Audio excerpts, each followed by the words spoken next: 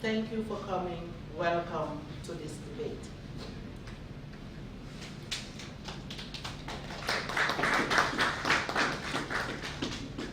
Honorable speakers, distinguished guests, today for us is another memorable day as we have this open space and the privilege to organize an open discussion with experts on the security situation in the Sahel with the sole aim of contributing to the process of peace building in our region. We'll find out that yes, we have speakers, but everybody sitting around here, everybody in this hall, in this conference room, is an expert, and we're looking forward to the kind of discourse that will come out of this meeting today. Let me just say that the West Africa Democracy Radio, as you would know, is a sub-regional radio station based in Dakar, Senegal. It was established in 2005 as a project of the Open Society Initiative for West Africa, OSIWA, to, among other things, defend the ideals of democracy and open societies by disseminating development information. And that is why, as soon as OSIWA established us, we also connected ourselves in the process with community, private radio stations, and today we have some of our partner radio stations in Nigeria represented here in this hall. We also welcome them. In the process of producing and disseminating quality and relevant information that will touch lives and bring about informed decisions, our journalists have had the opportunity to bring to the fore your voices and ideas on air and online. Thus, we are here today as an opportunity for a more in-depth discussion on the issue of the security situation in our region under our Security and Rights Project with funding support from the Open Society Foundation's Africa Office, and we thank them for that. In 2022, we implemented the first phase with special focus on the governance aspect of security in our region, covering Burkina Faso, Niger, Mali, and Nigeria. The second phase, also with the same countries, is to further look at the various aspects with emphasis on a narrative that is truly African and by an African media with African experts. Telling our story in our own way whilst bringing out the major issues with the aim of being able to share ideas for possible solutions. This debate is also important given the current state of security in Nigeria, characterized by terrorism, banditry, kidnapping, farmers-herders conflict, you name them.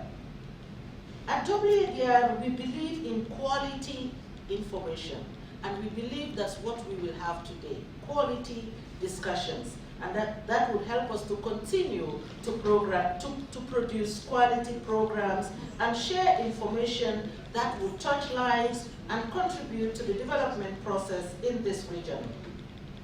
Thus, we have over the years critically noted the absence of objective narratives, quality and relevant information from the field in our region, the limited opportunities for communities caught up in the conflicts to tell their stories the way they want to tell them. And we decided to fill this void with this program, and this debate is crucial to this process. It is therefore my firm conviction that this debate today will bring about information that some of us would not even have thought of, because this place is rich with people of quality, good content, experts ready to share. So I take this opportunity. WADR is very, very grateful for your presence, the time you have left to come here, and the time you will take to share your knowledge. Knowledge is indeed expensive, and we are honored and grateful. On this note, I thank all of you for coming, and I wish you a very, very, very, very successful and interesting debate. Thank you all. Also, this area stretches to the southern part of Algeria, Libya. So is an area that is very consequential, and there have been, most time when you think about it, it's just the negative, but it has vast potential. Now you look at what are the current security situation in the Sahel. So like I noted, if you check almost all the countries, is it from Sudan, is it Chad, is it Niger, is it Mali, is it northern part of Nigeria, you are facing one conflict or the other. Even down to Libya, even for a long time, southern part of Algeria, they are having conflict.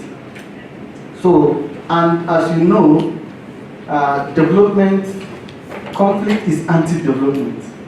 So that means you are going to see some indices that also reflects the reality of this. So when you are talking about Sahel region, you are seeing extreme poverty, climate change effects, frequent food crisis, rapid population growth, fragile governance, corruption, unresolved internal tension, risks of extremism and radicalization, illicit trafficking, terrorist-linked security threats. So now, there's findings from various global reports, think tanks. One of the popular ones are the ones by Institute for Economic and Peace. They normally produce annually the 4 key reports. They have Global Peace Index report, Global Terrorism Index report, Ecological Threat report, then Positive Peace Index report. If you follow these reports, which are always very comprehensive, you will see that most this Sahel region fare very poorly in this report. The Global Peace Index report, they base countries based on their level of peacefulness, covering indicators such as social safety, ongoing conflict, militarization. And if you check the ranking of most countries in this region, it's very low. Global Terrorism Index reports, offer detailed overview of global terrorism, while Ecological Threat report assesses threats related to food insecurity, water risk, natural disasters, and demographic pressure. While Positive Peace Index evaluates factors that engender sustainable peace, including well-functioning government, equitable distribution of resources, and low level of corruption. Just that we are not using slide, I will just beam the map of Sahel and show you the dots of conflict that is going on in that region. Through this report, something happened. When most of us were growing up, when you hear of terrorism, our mind goes to Middle East or highest North Africa, that is closer to the Middle East. And for a long time, that region remained the epicenter of terrorism. But recently, the Sahel region is now the epicenter of terrorism globally. So, you see that the Sahel is currently the most impacted region, representing 43% of global terrorism deaths, an increase of 7% from previous year. So Burkina Faso, which is ranked, in fact, the country in the Sahel region plus Somali are 50% of the top 10, made up to 50% of the top 10 most terrorized country in the world. Then, if you check about 20 deadliest terrorist attacks in the past year, 70%, about 14 incidents occur in this region and northern Nigeria. So to tell you how volatile the region has been. So I check, we've been talking about terrorism, conflict. What are the key terrorist groups in this region? The ones we know in Nigeria that are troubling the northeast and to an extent some part of northwest and north central. Then Boko Haram and the splinter Islamic State in West Africa, then the Ansaro. Then for the other Sahel and Mali, Burkina Faso, Niger. All these terrorists, they have a link in a way. So you have the JNMI, that's Jamaat Nusra Islami Muslimi. Then the ISGS, that's Islamic State in Greater Sahel. Then the AQUIN, that operate as Al-Qaeda in the Islamic Maghreb. They operate in the southern regions of Libya and Algeria. Like I told you, Sahel also cover those areas.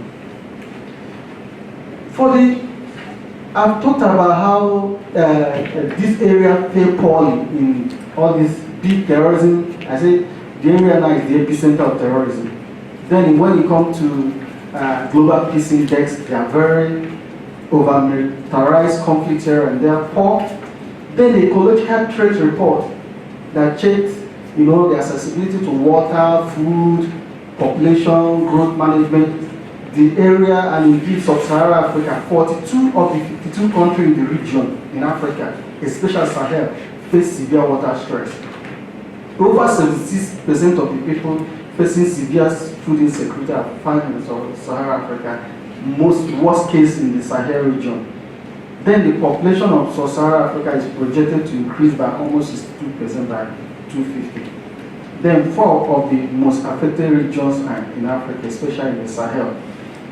9 of the 10 largest megacities are also in countries facing severe ecological threat, especially in Africa. Then, if you check, there are 4 regions in the world that are most impacted by ecological threat. 2 in Ethiopia, the Oromo region and the Somali region of Ethiopia. Then 2 in Niger, the Agadez, and one other town like that. And these are the most populous regions in this country.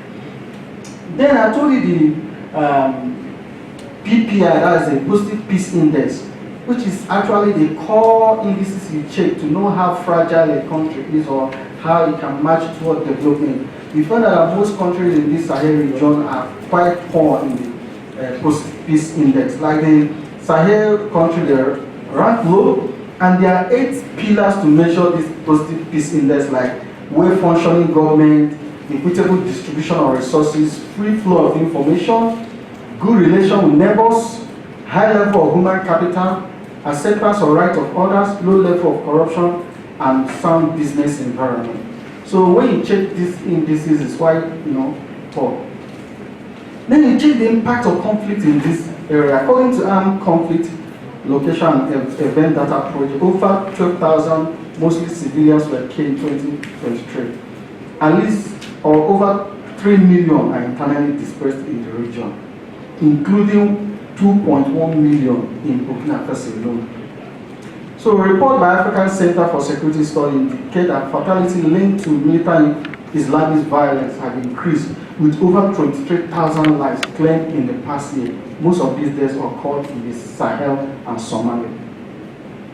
Recent analysis show conflict situation in the Sahel has created one of the fastest growing displacement crises in the world. Like I noted, with over 3 million refugees and internally displaced people across Burkina Faso, Mali, and Niger.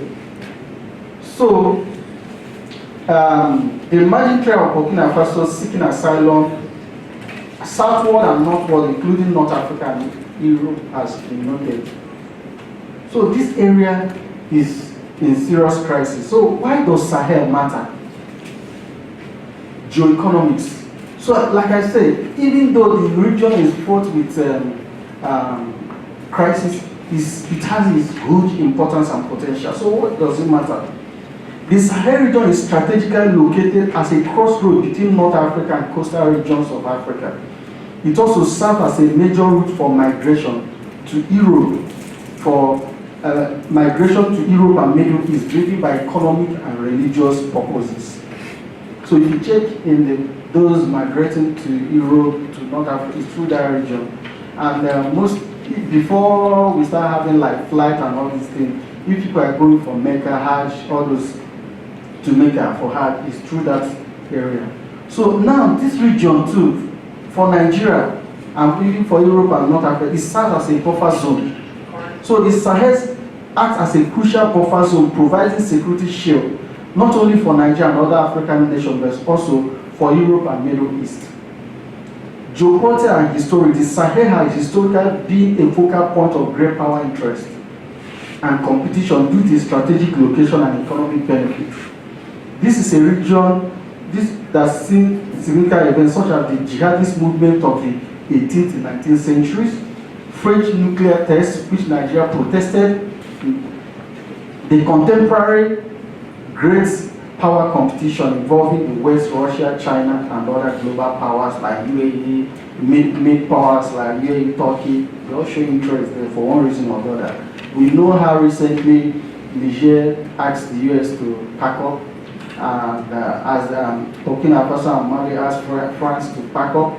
And instead of, as we're expecting them to, okay, stand on your own, they are bringing Russians to replace these other ones. And these are recipes for disaster in great power competition as it goes, and that's what Nigeria should take note. The fall of Gaddafi, the Sahel and the Chad Basin plunged into deep multi-dimensional crisis following the fall of Muammar Gaddafi in 2011 and the eruption of Malian conflict in 2012. So if you notice, Boko Haram conflict became worsened after the fall of Gaddafi, and unchecked overflow of small arms and light weapons across the Sahel down to Nigeria. And that's why we should watch what is going on in Sudan. I don't know if our authorities are watching, because if we are still feeling the impact of post-Gaddafi, what is even happening in Sudan now will be worse, because so much arms and stockpile of arms are flowing into that region by conflict merchants. In fact, some countries who they don't know what to do with their arms are just then other factors. We've noted weak institutions, rampant corruption, widespread poverty. I've noted this. The Nigerian perspective. Why should Nigeria be concerned? Good neighborliness and security. So we have troubled neighbors. Troubled neighbors are dangerous. Like I've noted in Positive Peace Index, one of the 8 pillars of positive peace is good neighborliness. You can't say you are well fed when your neighbor is hungry. You can't say you are peace when conflict, violence surrounds you. We've seen a situation where driver kill their, or the maid kill their horses because they feel they are giving their children are enjoying too much and they are not taking care of them. Or even soldiers mutiny over allowing if they feel their bosses are enjoying at their own expense. So that is what this a tiny example of good neighborliness. So the northern part of Nigeria is boiling, unstable. We saw some of these indices I've mentioned. So even in addition to our own internal security crisis, this is something we should know. Then technological advancement in warfare. Like Global Peace Index report noted that the nature of warfare is evolving to advancement in military technology and increasing geopolitical competition. If you're full of international relations, international politics, you know that another time Africa was so unstable was during the time of proxy war, of bipolar war, of competition between the US-led capitalist West and USS-led communists. They were doing coup and counter coup against whoever that is adopting their own policy. And we are going towards that again now. So that's what we should watch. So in addition, non-state groups are now using technology like drone and improve explosive devices. So thank God for now, let me not even say it so that but the thing is that if you check even the Middle East and all these non-state actors are using drone to unleash mayhem, and this is what state actors should be able to watch to ensure that this kind of technology does not fall into their hands, or they have the capacity to develop and use it. Regional impacts, you see that the crisis there can destabilize their neighbors, as we have seen in Nigeria and other parts of the. So for Nigeria, You see the security challenges in form of jihadism and terrorism, clashes between farmer and herders, banditry and kidnapping. There's kind of recently there was this report, but these are an old stories, not as if it's new, but various media carried it that some is it Akwin, Al-Qaeda is moving from part of northern Benin Republic to the one forest in Sokoto State. But we know that all these terrorist groups crisscross across those boundaries. So, concern for the coastal region of Nigeria, the security situation in the Sahel and northern Nigeria raises concern about the potential infiltration to the coastal Africa and the Gulf of Guinea for a while now, and there have been prediction and warning, you know, just that the environment of that is still, they've not still find a way around it. But you know that this coastal region already facing their own peculiar challenges like piracy in the Gulf of Guinea. Our military is doing a lot to, you know, mitigate that. Then we have the issue of the separatist agitation and insurgency, piracy, militancy, cultism, and cyber crimes. Then we have humanitarian crises, displacement, gender-based violence in all these areas in the Sahel. So we check the impact of armed conflict, which I've told you, the role of organized crime. Why this region is in this turmoil, unstable, is a heaven for organized crime. That in drug trafficking, human trafficking, we've seen a lot of news about Nigeria being repatriated from Libya or those who are dying in the Mediterranean Sea. It's through this route they are smuggled.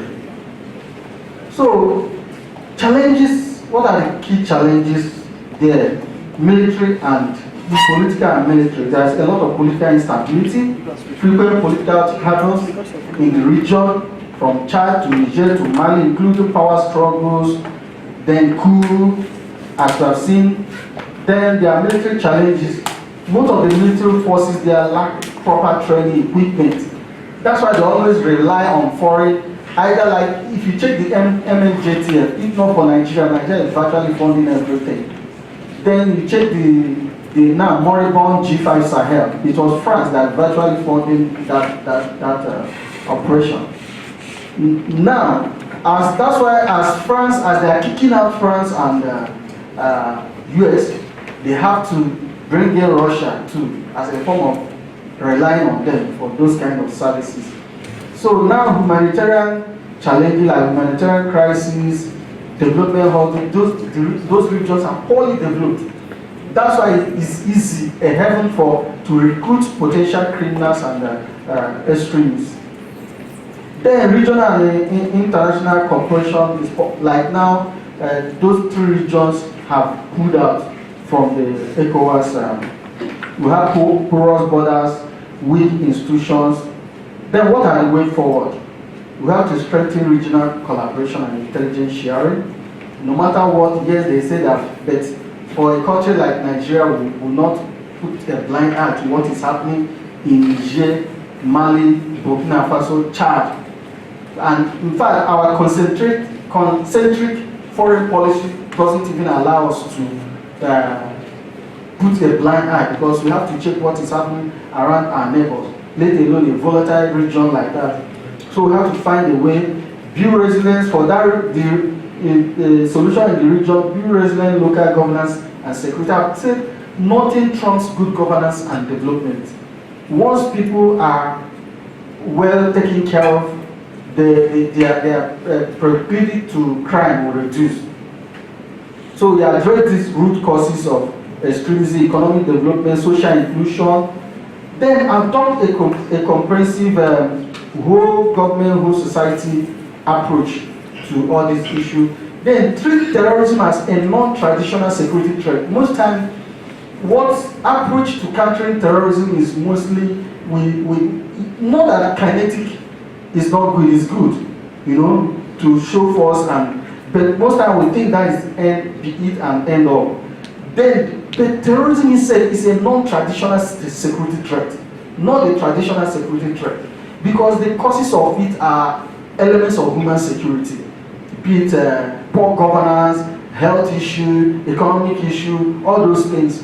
So, and that's why the long-term response should be from this area.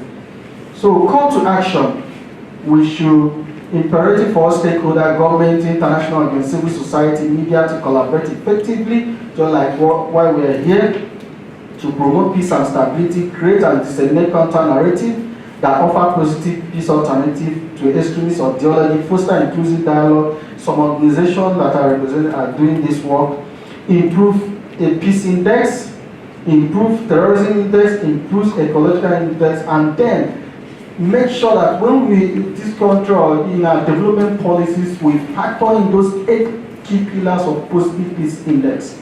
Like when you are citing a policy, is it inclusive?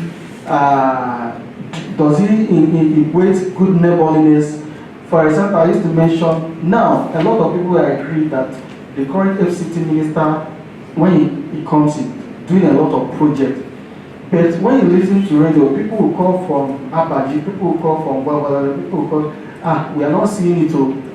So it means that, okay, yes, in the city center you feel the impact. What happened to the satellite areas? So one development is not universal. It creates alienation, and alienation creates grievances, and grievances is what breeds this kind of conflict.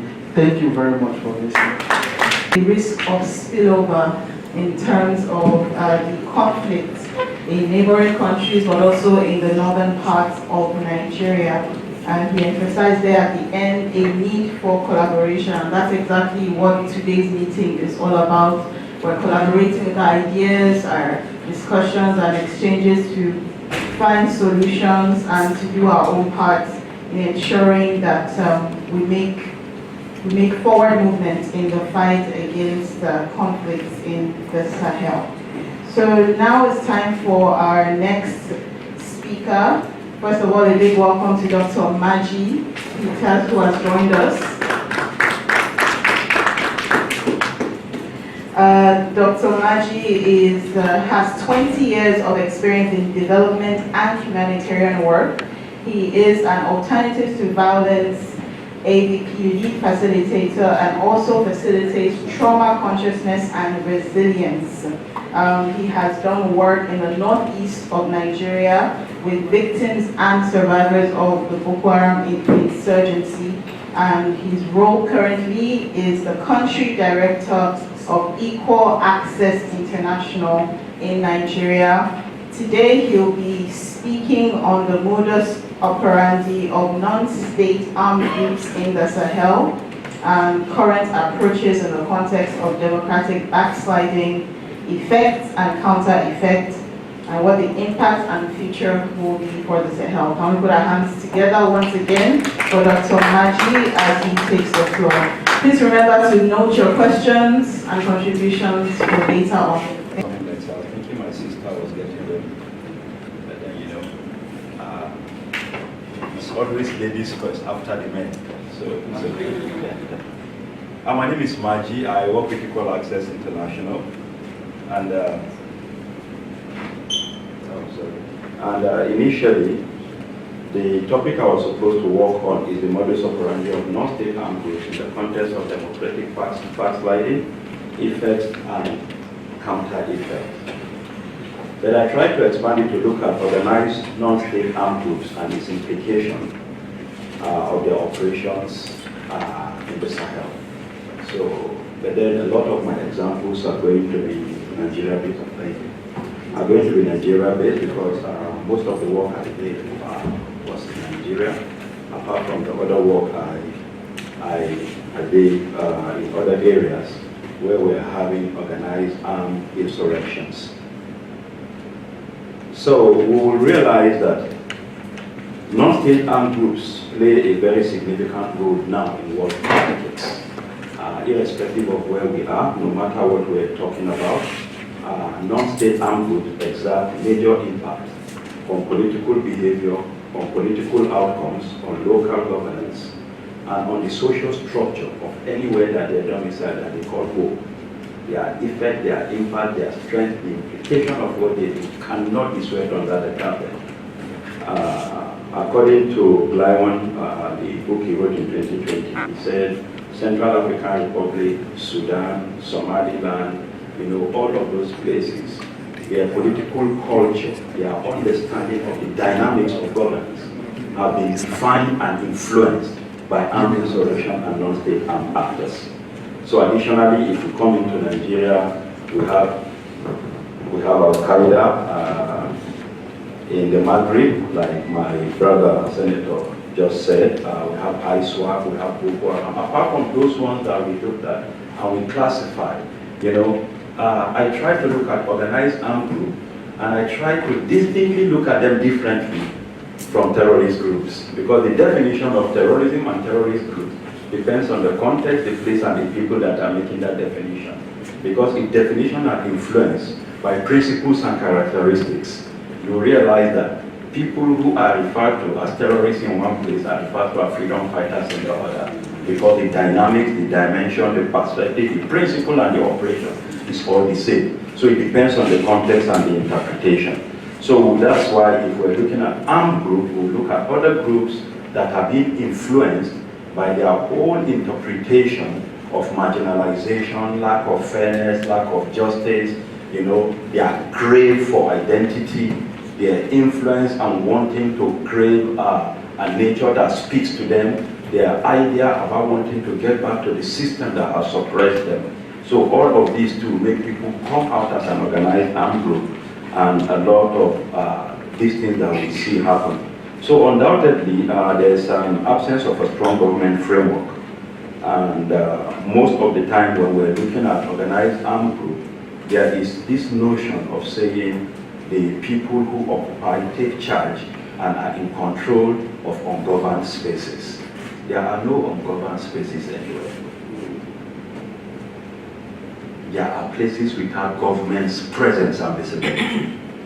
Because if you think the places are ungoverned, just go to Apo and just get a truck of wood and block and go and drop it there. The owner will emerge. And that's when you need to pay taxes and you need to get. So there are no ungoverned spaces, but there are places without strong government presence. And when that happens, there are people who try to understand the context and the dynamics of where they are, so they take charge. Indigenously, we always have control of places where we feel we're very strong. And because there is a persistent rise and spread of armed organizations, they undermine regions where government presence and government framework is very feeble. And with that, there is also an influence in the decrease of supporting the whole framework of what is called the government political architecture.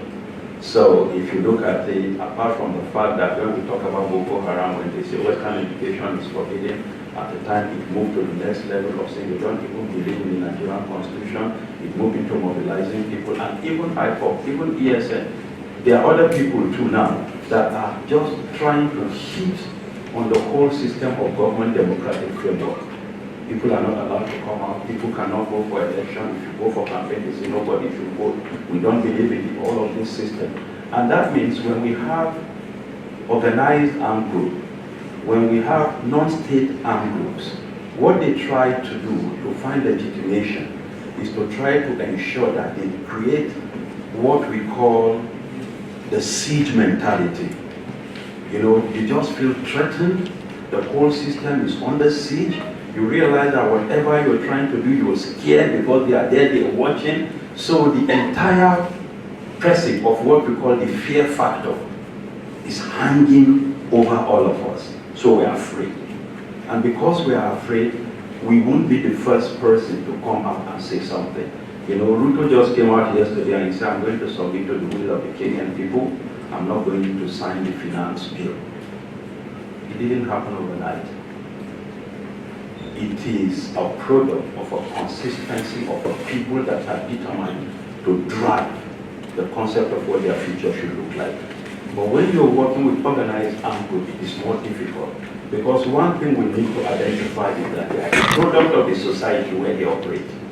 So they know the society, they have an idea of the local context, they know what is happening, they know the people, they know where to run to. And they always come out with narratives that are a challenge within the system. And that's why if we're looking at radicalization and terrorism, and what is the appeal, we start talking about the push and pull factor. When you're talking about the push and pull factor into why people join groups, non-state armed group, people that market ideologies, they always want to feed on what is the crack in the system of the growth and development in the state.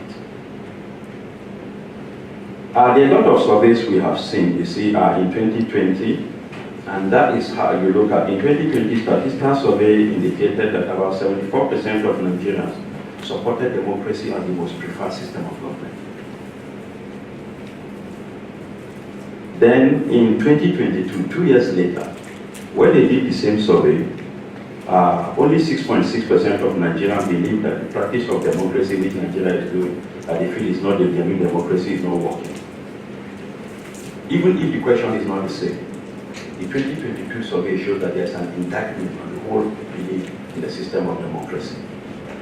And why are we having the democratic backsliding? There are always people at the fringes who are waiting to see how they bounce on it.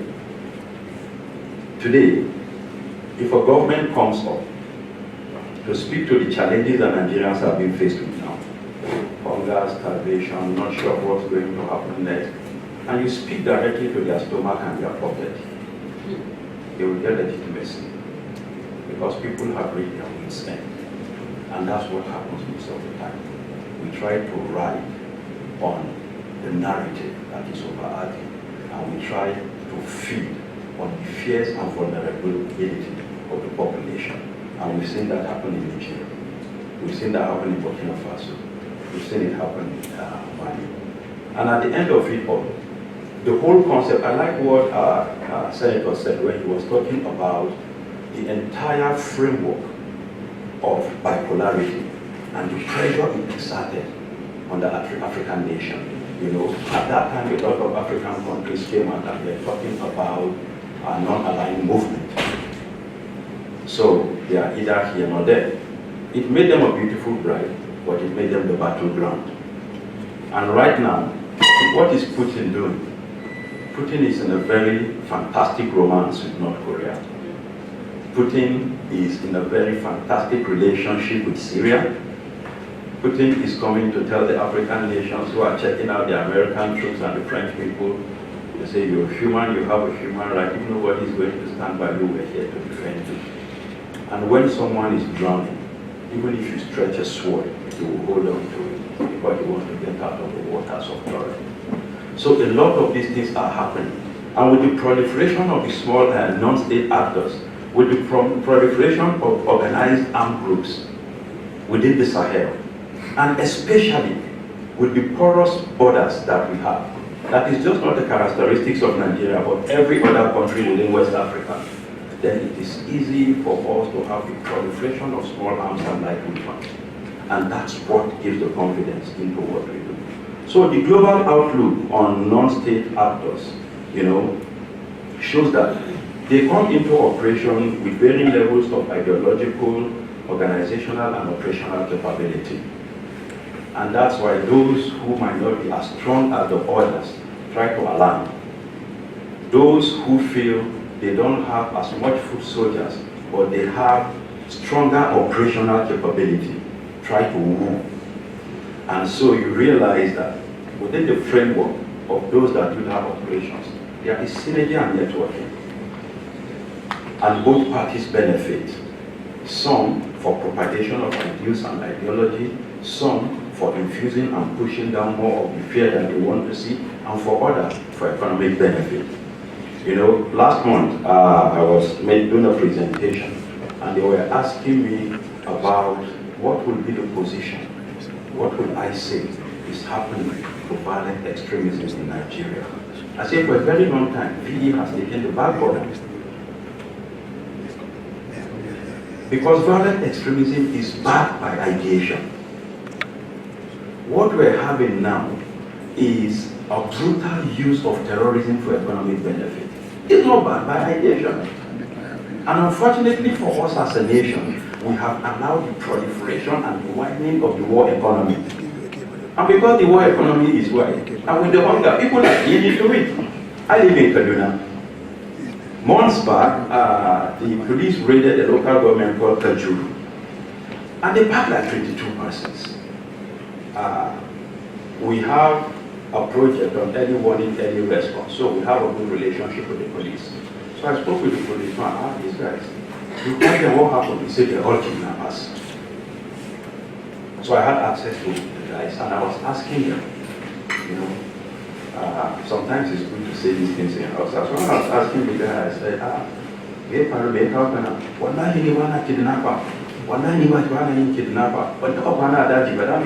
I don't kidnap people. I've never slept in the forest. I'm a businessman. Why would the police come and pick me and say I'm a kidnapper? So what do you do? He sells fuel. To who? He said, no, I sell to anybody who comes to buy. I'm a businessman. No, who are you selling to? What's my business who is coming to buy? The police tracked him. He's always selling fuel to kidnappers. The other woman, she supplies food. The other guy uses bike. He's the one who goes to pick when they kidnap and you've paid the ransom and they want to take you back. You don't know how to get out of the forest. They call him to go and drop you in a place where you have access to taxi. Naturally, the distance, if he's within town, something he would charge for like 800, 500. He goes to do that, they give him 20,000. So he's just waiting for their phone call, but he doesn't believe he's a kidnapper. They all don't believe they are. So they are feeding into the entire system. And why? Because the non-state armed groups, they know the challenges in the society. They know what people want, and they try to feed into those gaps. And that's why they get information from people. So they try to beat government to the system that the government have created that is supposed to be used to protect us. So unless we play it differently, and this has happened globally, you know, non-state armed groups like a very significant role now in world politics. Irrespective of where we are, no matter what we're talking about, non-state armed groups exert major impact on political behavior, on political outcomes, on local governance, and on the social structure of anywhere that they're domiciled that they call home. Their effect, their impact, their strength, the implication of what they do cannot be swept under the carpet.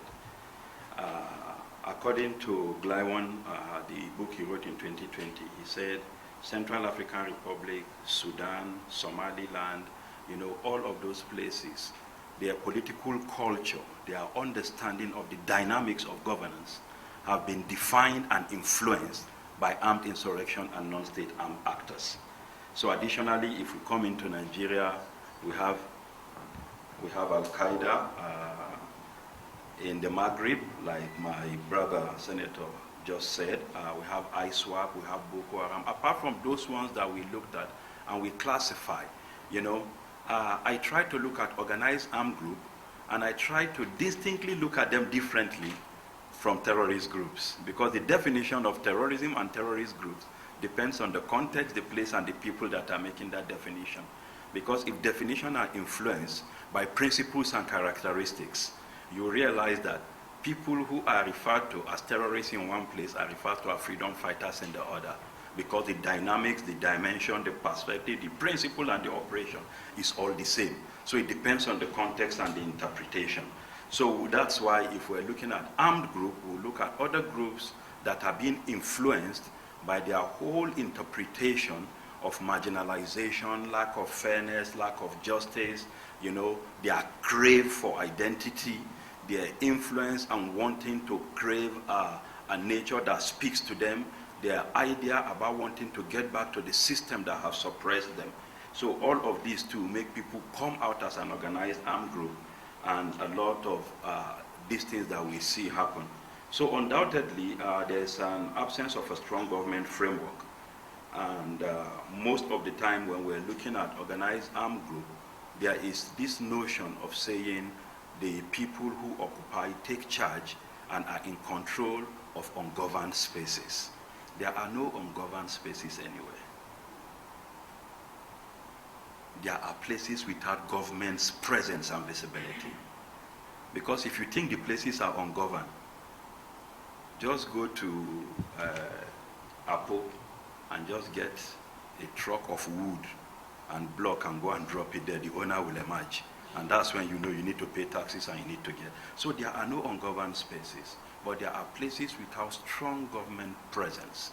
And when that happens, there are people who try to understand the context and the dynamics of where they are, so they take charge. You know, indigenously, we always have control of places where we feel we're very strong. And because there is a persistent rise and spread of armed organizations, they undermine regions where government presence and government framework is very feeble. And with that, there is also an influence in the decrease of supporting the whole framework of what is called the government political architecture. So if you look at it, apart from the fact that when we talk about Boko Haram, when they say Western education is forbidden, at the time it moved to the next level of saying they don't even believe in the Nigerian constitution. It moved into mobilizing people, and even IPOB, even ESN. There are other people too now that are just trying to hit on the whole system of government democratic framework. People are not allowed to come out. People cannot go for election. If you go for campaign, they say nobody should vote. We don't believe in all of this system. And that means when we have organized armed group, when we have non-state armed groups, what they try to do to find legitimation is to try to ensure that they create what we call the siege mentality. You know, you just feel threatened. The whole system is under siege. You realize that whatever you're trying to do, you're scared because they are there, they're watching. So the entire pressing of what we call the fear factor is hanging over all of us. So we're afraid. And because we are afraid, we won't be the first person to come out and say something. You know, Ruto just came out yesterday and he said, I'm going to submit to the will of the Kenyan people. I'm not going to sign the finance bill. It didn't happen overnight. It is a product of a consistency of a people that are determined to drive the concept of what their future should look like. But when you're working with organized armed group, it is more difficult, because one thing we need to identify is that they are a product of the society where they operate. So they know the society, they have an idea of the local context, they know what is happening, they know the people, they know where to run to. And they always come out with narratives that are a challenge within the system. And that's why if we're looking at radicalization and terrorism, and what is the appeal, we start talking about the push and pull factor.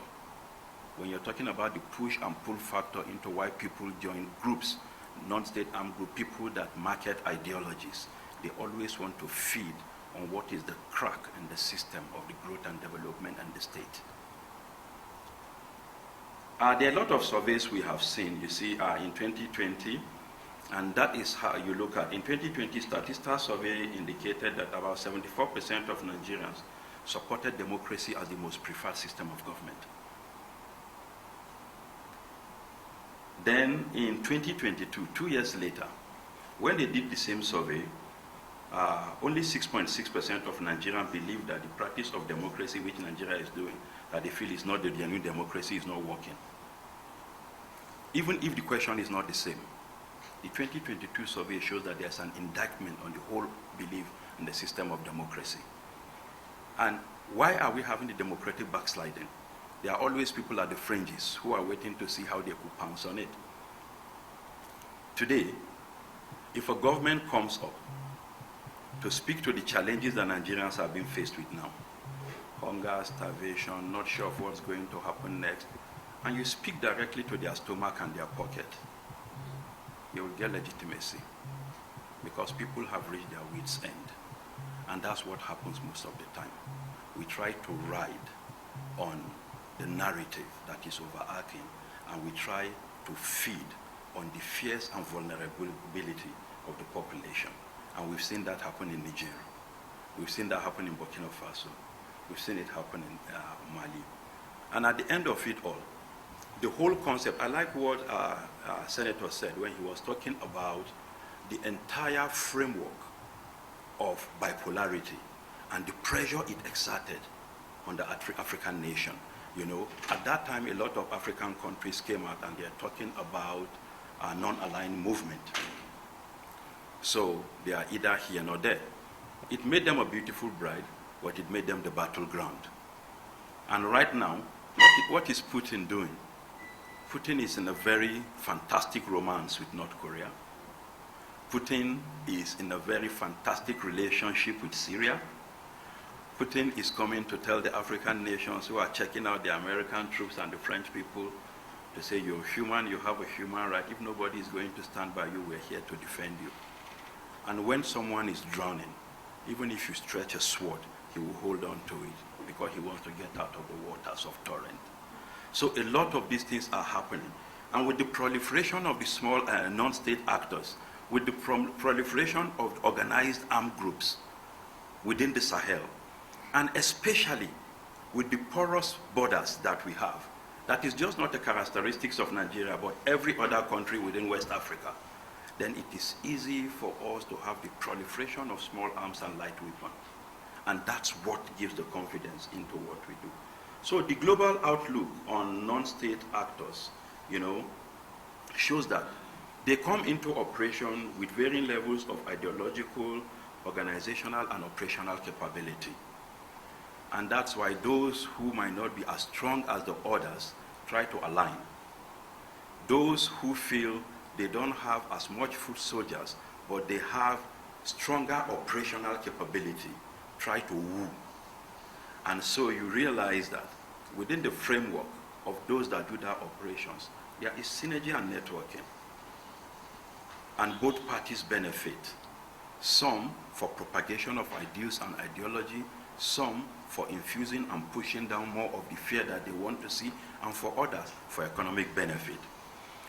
Last month I was doing a presentation, and they were asking me about what will be the position, what will I say is happening to violent extremism in Nigeria. I say for a very long time, VE has taken the back burner. Because violent extremism is backed by ideation.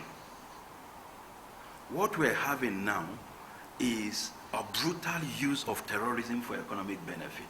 It's not backed by ideation.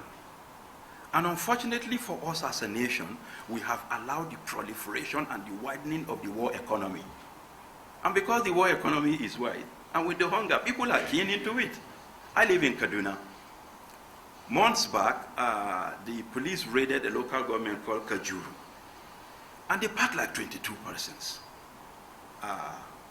We have a project on early warning, early response. So we have a good relationship with the police. So I spoke with the policeman, these guys, you packed them, what happened? He said they're all kidnappers. So I had access to the guys, and I was asking them, sometimes it's good to say these things in house. So when I was asking the guy, I said, wallahi ni bana kidnapper. Wallahi ni bana yin kidnapper. But that means I don't kidnap people. I've never slept in the forest. I'm a businessman. Why will the police come and pick me and say I'm a kidnapper? So what do? He sells fuel. To who? He said, no, I sell to anybody who comes to buy. I'm a businessman. No, who are you selling to? What's my business? Who is coming to buy? The police tracked him. He's always selling fuel to kidnappers. The other woman, she supplies food. The other guy uses bike. He's the one who goes to pick when they kidnap and you've paid the ransom and they want to take you back. You don't know how to get out of the forest. They call him to go and drop you in a place where you will have access to taxi. Naturally, the distance, if he's within town, something he would charge for like 800, 500. He goes to do that, they gave him 20,000. So he's just waiting for their phone call, but he doesn't believe he's a kidnapper. They all don't believe they are. So they are feeding into the entire system. And why? Because the non-state armed groups, they know the challenges in the society. They know what people want, and they try to feed into those gaps. And that's why they get information from people. So they try to beat government to the system that the government have created that is supposed to be used to protect us. So unless we play it differently, and this has happened globally, non-state armed groups like I try to use, I say here, for the purpose of this conversation, I would say that non-state armed groups are an informal group, not recognized by the state. And they too are refusing to submit to the supremacy of the state. Because whatever the state says they should not do, If it benefits them, they go ahead and do it. So that's why if you look at now, in Nigeria, most of the organized armed groups we have gone into banditry. Today, Nigeria is the safest place to travel at night, apart from the fact that the roads are not good. There are no more armed robbers, they've all graduated. They don't waste their time blocking you, asking you how much do you have, or come into your house and they are stealing video to go and sell. Now they pick you, you go look for the money and bring cash. They tell you we don't even want naira, cacao dollar. And so they don't waste their, all the armed robbers are graduated into kidnapping. So there are no more armed robbers in Nigeria. Hallelujah. Our prayer has been answered. You know, our prayer has been answered. But you see, because while we are sleeping, they are planning what government is supposed to have done. So, you know, there are plenty of places, and the strength of their operation is because they have a very good understanding. They are very homogeneous. I remember when I started working in the Northeast and we're talking to people who are involved, because Boko Haram is very organized. You know, they operate in cells. You can actually be a member of Boko Haram and you don't even know the other members of Boko Haram. For secrecy, for protection of identity, for protection of self and integrity, until they're sure that you have reached the bottom, where there is no going back, before you start knowing who the others are. So they're very homogeneous. And they have a system that works. And the same thing that happens with these abductors and kidnappers. It's impossible for them to say you're going to pay ransom, and they will tell you, bring the ransom money to Bolton White, and you just walk to Bolton White and drop the money. It's not possible. They will give you like 5 or 6 different locations. And in that 5 or 6 different locations, they will have people there watching to see if you are being trained. They will check everything around when you came. If anything looks like what has been seen in the other place, you will hear your person calling and telling you, very hungry, because they will tell you to kill the person. That's how organized, how coordinated we are in. And that's the same way how they impact on the structure of governance. So we need to think deeper. And going by the global experience, the active non-state armed groups are operationally at par with the number of active conflicts that we have. Whenever we're talking of an active conflict in any nation, there's an active non-state actor that is operating. That's why, and you know, when you allow it fertile, pride comes to play. Nobody wants to go down. We've seen that happen in Libya because they thought Gaddafi was the problem. And the problem was not really Gaddafi, but whenever you give someone control of a territory, no matter how small, you give him power, you give him authority, you try to give it difficult for that person to down that authority and submit to someone else. So that's why we have the Benghazians, the Tripolitans, and all of them. Nobody wants to collapse their structure. So that becomes a structural and a system challenge that we create. Many a times, why non-state armed groups prosper is because we are quick to looking for a short-term solution to a long-term problem. When Boko Haram was very active in the Northeast, the military were overwhelmed. The civilian joint task force came up. We all started clapping because at that time, these are people who are not organized, they are not trained, they are not the people that could do what you want. But these guys are backed by strong indigenous African black power. Bullet will not penetrate, knife will not cut them and everything. So Boko Haram was even more afraid of civilian JTF than the military who will use bullet. And they tried to calm down the pressure, the influence, and the overarching control that Boko Haram had in the Northeast. And at that time, you see them running structures. They have Sector 3, Sector 6, Sector 5. They have commandant, they have everything. When that has happened, now they want them to down their arms. It has not happened. They say they wanted to integrate them into mainland Nigerian security architecture. It's not yielding result. So when you tell people like that and they have no legitimate means of livelihood, and you tell them to go off the road. And they initially were using guns that were procured by taxpayers' money because they are supporting the work of the Nigerian army. And now you tell them not to do that again. These guys are already used to the power of the trigger. And you think they will not put themselves together and become a problem. I'm not saying they will, but I'm sure they might. So that becomes another thing. Because like mostly when people are pulling out of the Northeast, they will always tell you, the next challenge we need to face as an organization is how to ensure we disarm the civilian joint task force. And that's why many a times we talk about rehabilitation, we talk about reintegration. We should be talking about resocialization and reinsertion.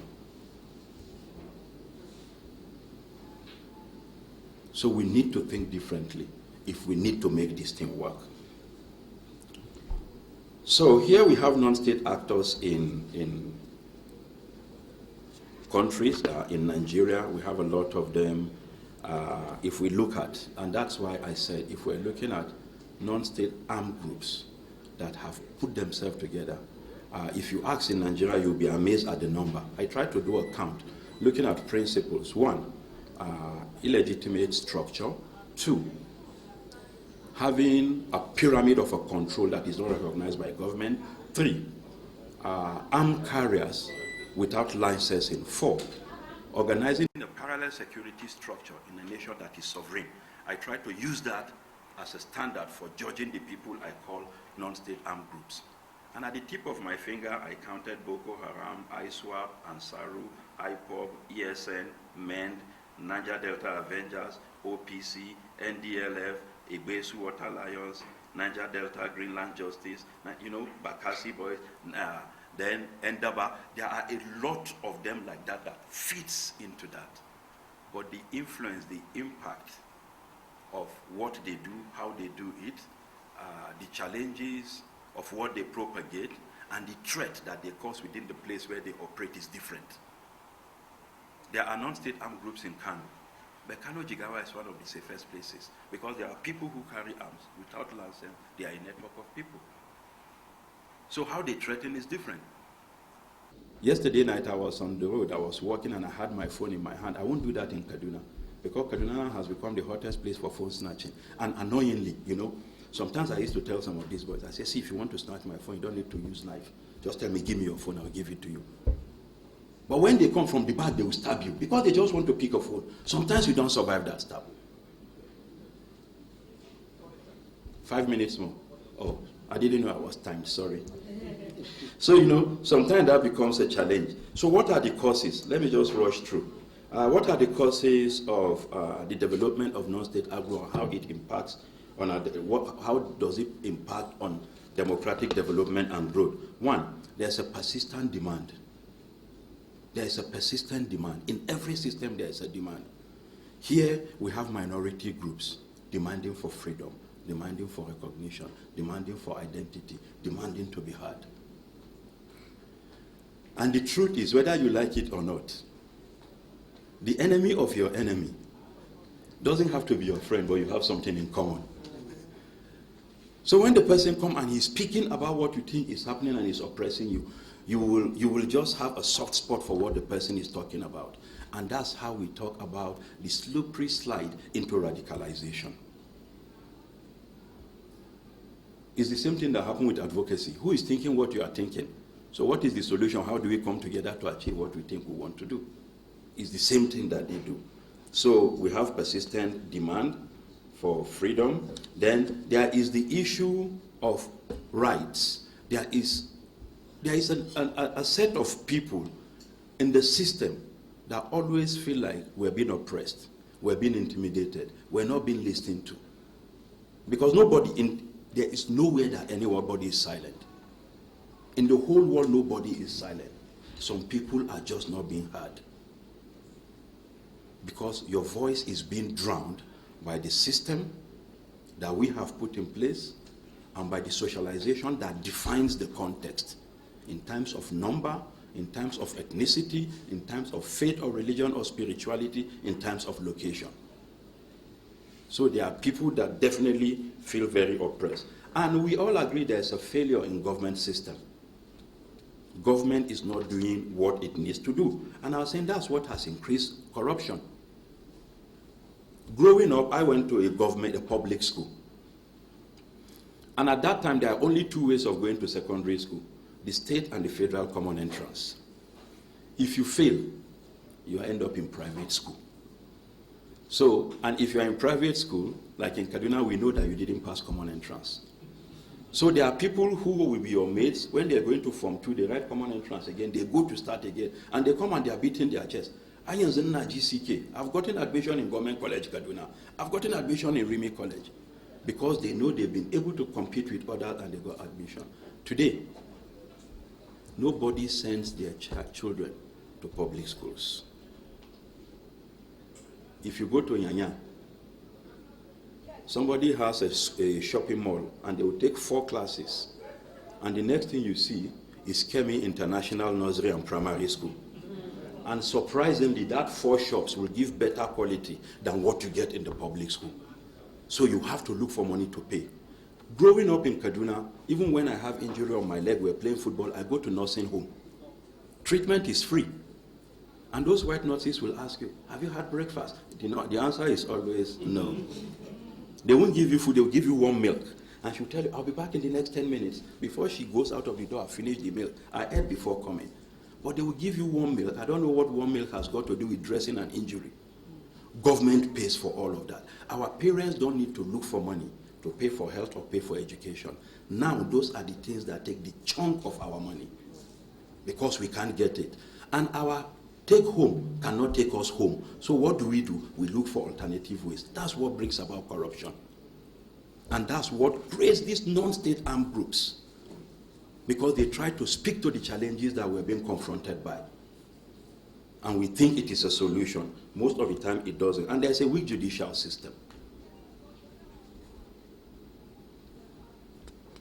It gets to a time that people don't just believe that even in the temple of justice, people feel you can't get justice.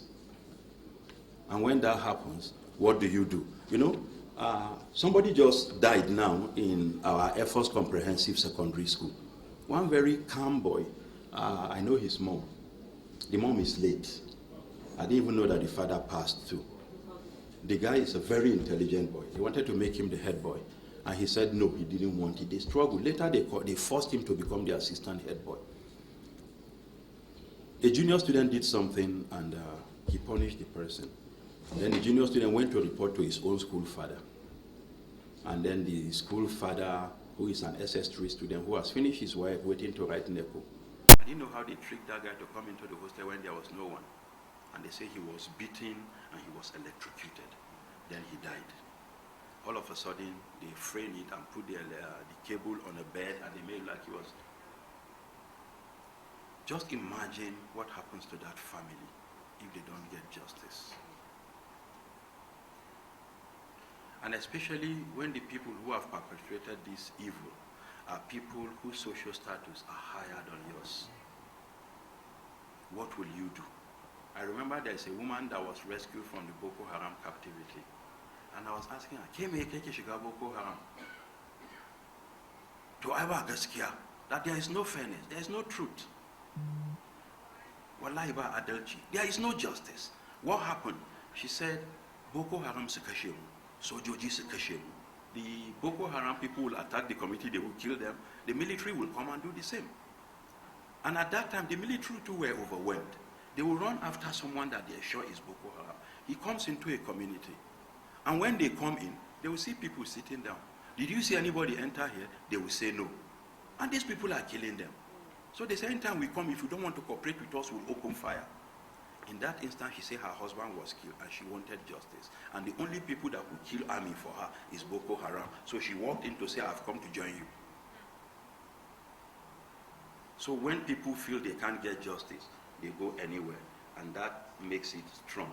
So how do we reverse this? One, the regulatory mechanisms. EFCC, ICPC, and all of the structures that we have to regulate, all of these things need to be apt and they need to function very well. We need to take away impunity and authoritarianism. has to be dealt with. We need to extract it, we need to take it away from the system. There should be nobody that is above the law. You know, and I remember when this administration came into place, and the language that was very thin, apart from this year, that it is no grief for anybody, that time is let the poor breathe. It became a joke in the National Assembly. Those who want the poor to breathe say, I. The I serve it. That's a very sensitive thing for us. At that time, we were struggling to try to define what should be the structure of what defines survival. And there are people that you know will do something. We're just discussing this morning. I say, I think it's high time I go to join politics too. Not because I want to bring development, it's because I want to steal. So that when I steal, if I need 40 billion, I will steal 200 billion. Then they will take me to court for 90 days. Then when they bring me out, I will say, yes, I won't waste the court time, I'm guilty, I did it. Then I'll ask for plea bargain. Then I'll give 112. I will still have like 80-something billion to live with. I'll still buy my flashy cars and buy big houses. Is that a system that we want to promote? If I'm not able to do that, you know, I remember what Awolowo said. He said, I actually don't want the children of my driver to be my children's driver. Let's give opportunity to everyone. Today, with what you have, you are afraid because the inequality is so loud. And when these things happen in a society, we have non-state armed groups coming up because there are people who are trying to look for a means of survival and trying to ensure that they speak for the generality of others. My time is running out. Then it has regional implication. I know. In conclusion, I just say finally before. Now it's in conclusion. All right, sir. 2 minutes. No, I will take one. All right, thank you. Non-state armed groups play a significant role in any system where they operate. Their impact has created a considerable shift in political behavior and outcomes and has increased poor local governance in the places that they call home. So the trend across the Sahelian countries and snowballing into our dear beloved country, Nigeria, we hail thee, is that when you don't believe in the system, when there is so much distrust in the institutions that are supposed to protect and give us guidance, people tend to look for what they can do to help themselves. And it is within the framework of creating this self-help that we are where we are today. And unless we do something very intentional, you know, this is just the curtain call. We're getting ready for the real play. Like someone said, our democratic system is dead, but they have not reached the stage of laying of the wreath. So if we're able to get very strong people who are intentional, miracles still happen. They can pray, and the dead can come back to life. God bless you.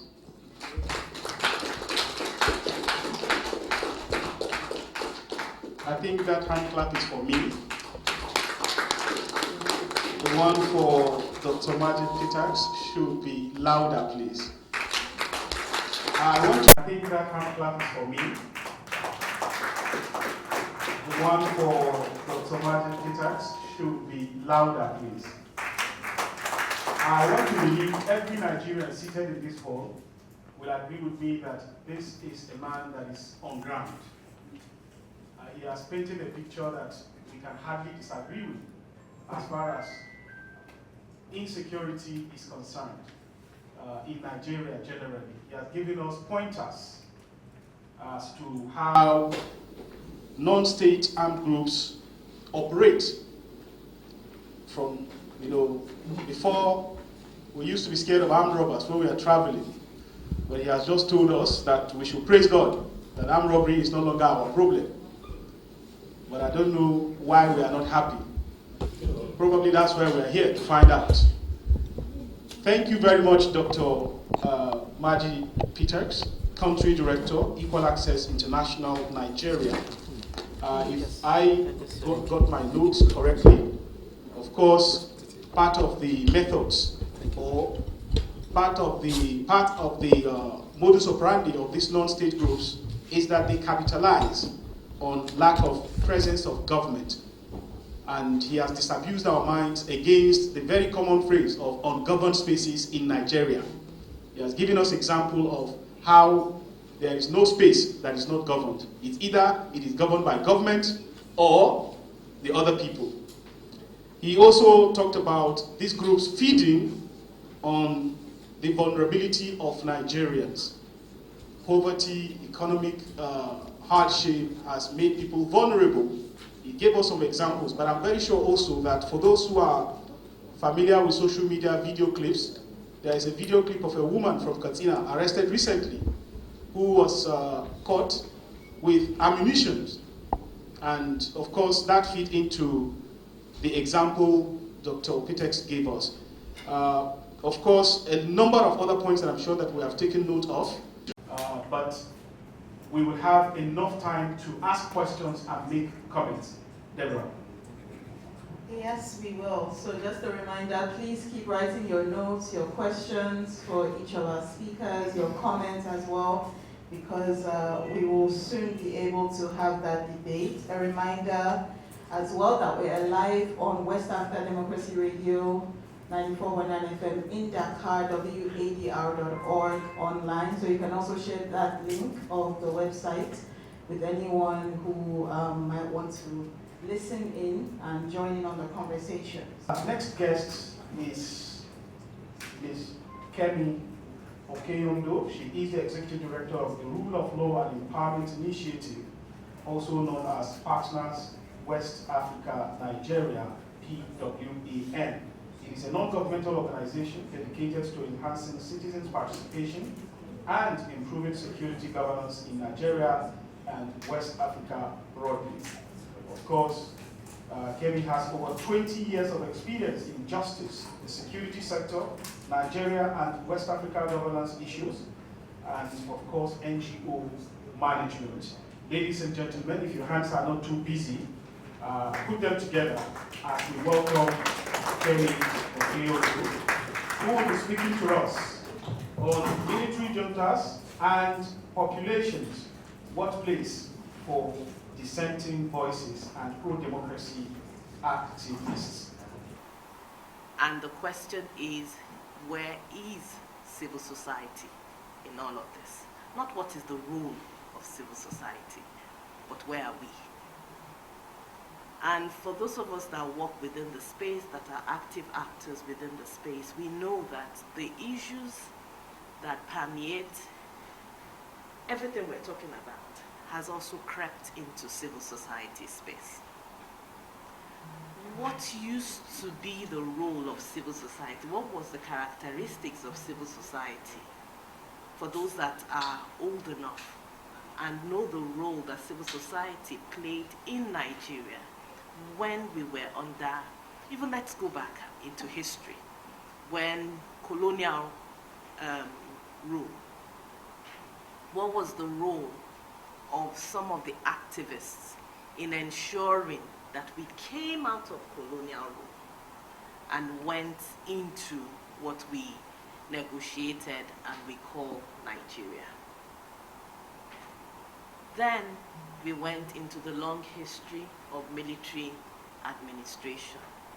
There were civil society activists that negotiated, that were in the trenches, that led us to what we call the democratic rule that started in '99.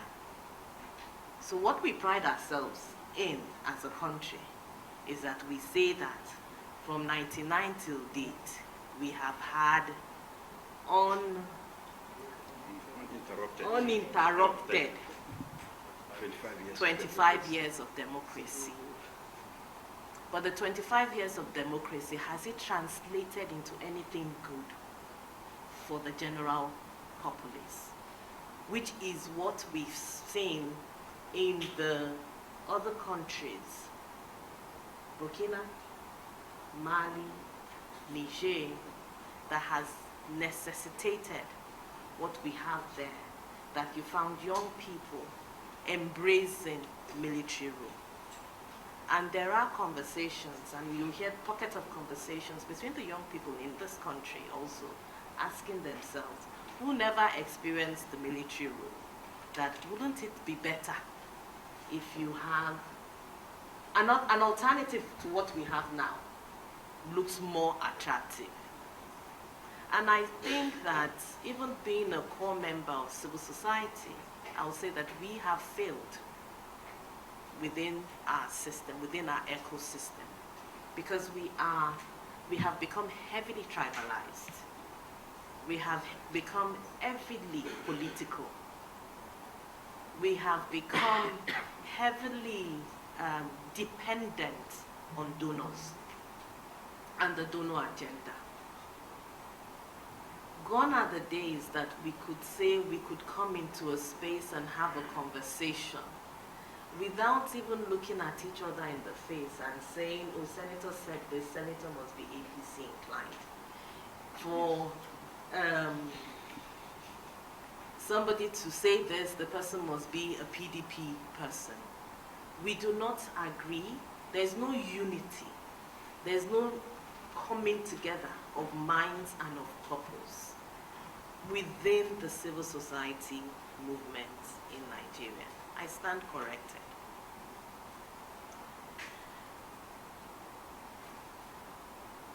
Dissenting voices within our space now is seen as an anomaly, whereas in a democratic setting, dissenting voices, there is space and opportunity to have alternate voices. But right now, alternate voices from any sector, like I said, is not welcome. Recently, within this country, and I know that there are conversations within the civil society space taking place on this, is looking at the Cybercrime Amendment Act, which has even made it more difficult to express opinions, for journalists to do their work without them being picked up by the police, being charged, and you find that the law is more being used by the elites and the politically exposed individuals. When you have the conversation, the thing they tell you is, we do not know how this clause, this troublesome clause that has become the tool in the hands of the political elites, made its way into the amendment of the law. But it took place in the National Assembly. And the National Assembly is supposed to be representative of the people. So at what point did they smuggle that amendment into it? A lot of things are happening. And basic role of CSOs as watchdogs has been compromised, because we're not as diligent and we're not as mindful and intentional as we used to be. Everybody is trying to earn a living. Everybody is trying to ensure that their organization does not get closed down. Nobody wants to make it behind the bars, because you do not even know if your colleagues on the outside will speak up for you and raise issues and raise protests and raise concerns about you. So it's become to your tent, O ye Israel. CSOs, we have different types of groups.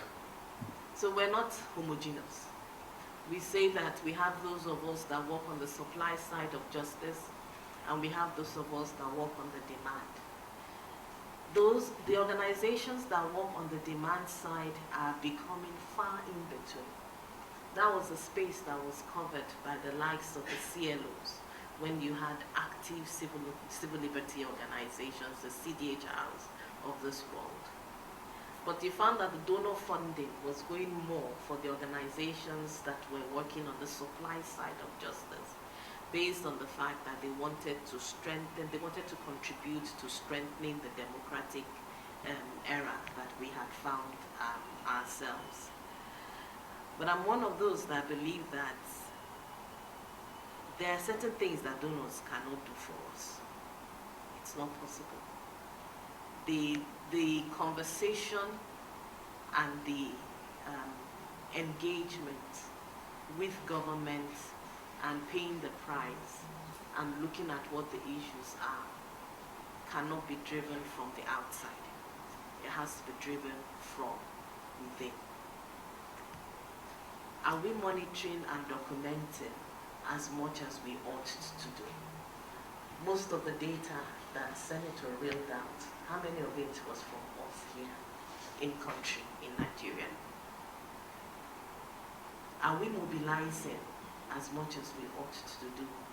Post-EndSARS, the younger ones have gone back into their shells. Even the older ones have gone, a lot of us have mainstreamed into politics and elective positions. It's not bad, but it's not to forget your constituency and the platform that gave you visibility and access so that you are true to that platform and ensure that you're not throwing down the ladder just because you have gained access. 2, 3 is dialogues and conversation. Once upon a time, in this same country, we would have conversation on thematic issues, on sectorial issues, and then bringing everything together. Closed door. But knowing that the conversation we have, we're being truthful to ourselves, and we're being truthful to the politicians who come into that space. But I don't know how many of those dialogues and how many of those conversations are taking place. You'll find a recurrence of those dialogues and conversations taking place when it's close to elections. 6 months, 4 months, 7 months to elections. And it's for some of us to position ourselves for political offices. Because politics has been found to be very lucrative. And that's the different parts of the cake. That's where we have positioned ourselves. You would pick the tickets, right? For some of us that do not have access to picking the ticket, you position yourself as an advisor. An advisor that cannot say the truth. An advisor that cannot call a spade, with the hope that if I have to walk away, let me walk away. But you legitimate a process that is illegitimate. And then we continue to plunder the system. We continue to plunder the people. When my brother talked about the different non-state actors group, I was just smiling and nodding my head. When we started P1 in 2016, we conducted a mapping across the country of the different types of non-state actors groups that we have in Nigeria. And we were surprised at what we found. The next question we asked, who is paying these people? Because initially we went away with the conception that, oh, they're not organized. They don't have a constitution. They have no source of income. You and I are paying them. And we do not even know we are contributing to that economy. Because some of us have security guards, yes or no?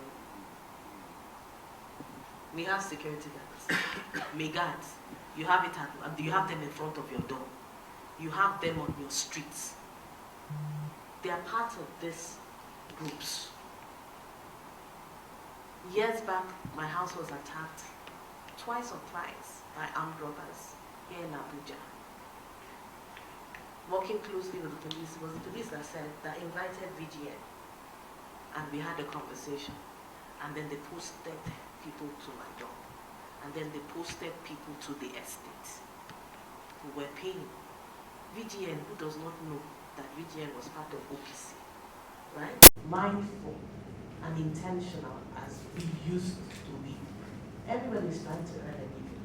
Everybody is trying to ensure that their organization does not get closed down. Nobody wants to make it behind the bars because you do not even know if your colleagues on the outside will speak up for you and raise issues and raise protests and raise concerns about you. So it's to come to your tent, O ye Israel. CSOs, we have different types of groups. So we're not homogeneous.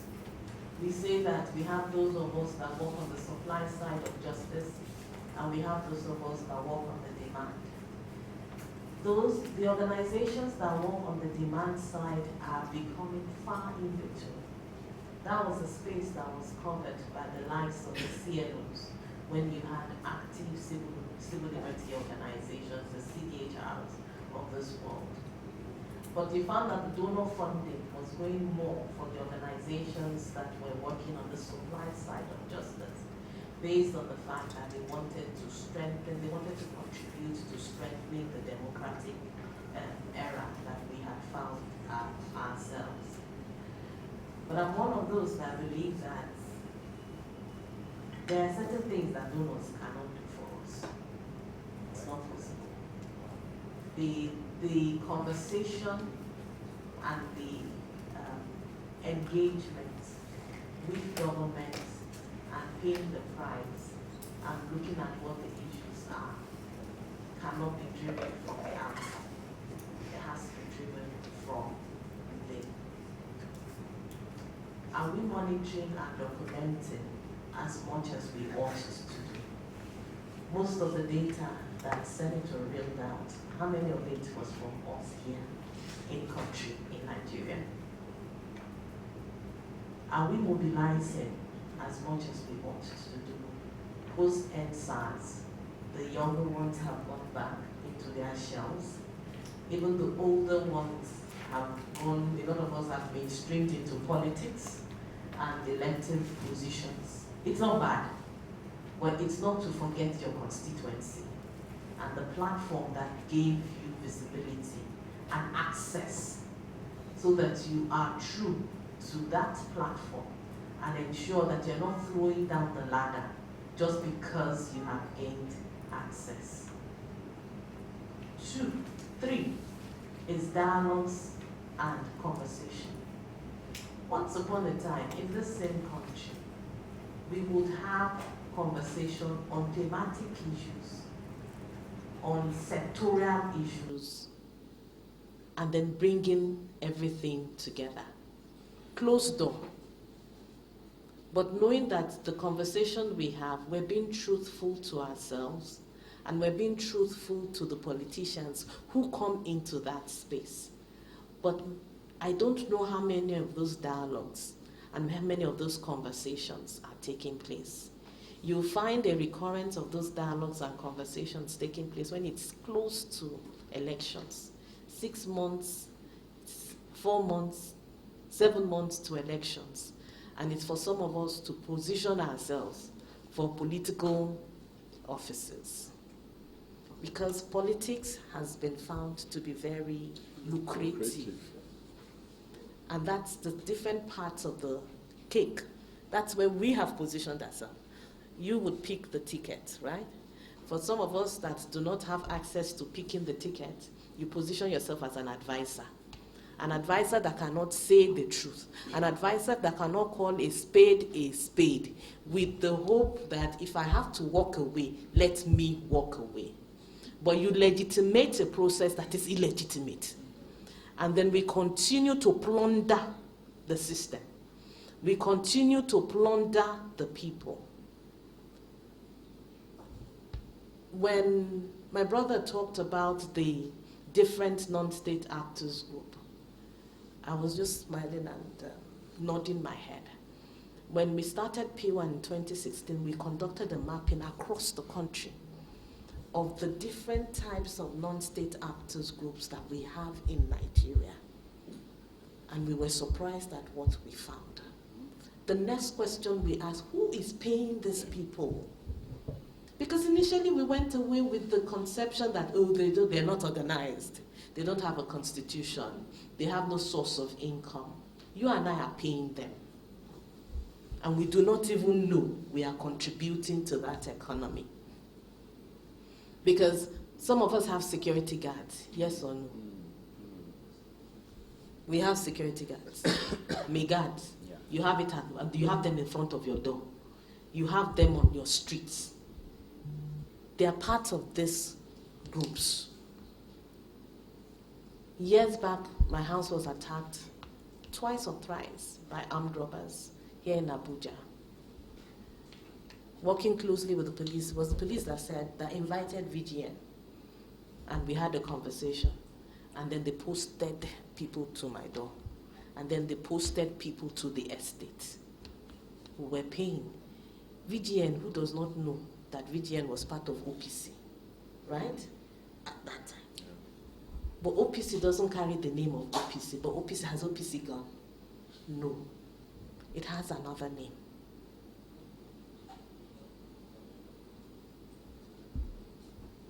When you look at Burkina, you look at Mali, and I have colleagues, I have a senior colleague who lives in Burkina, and we're telling him, move out of that space.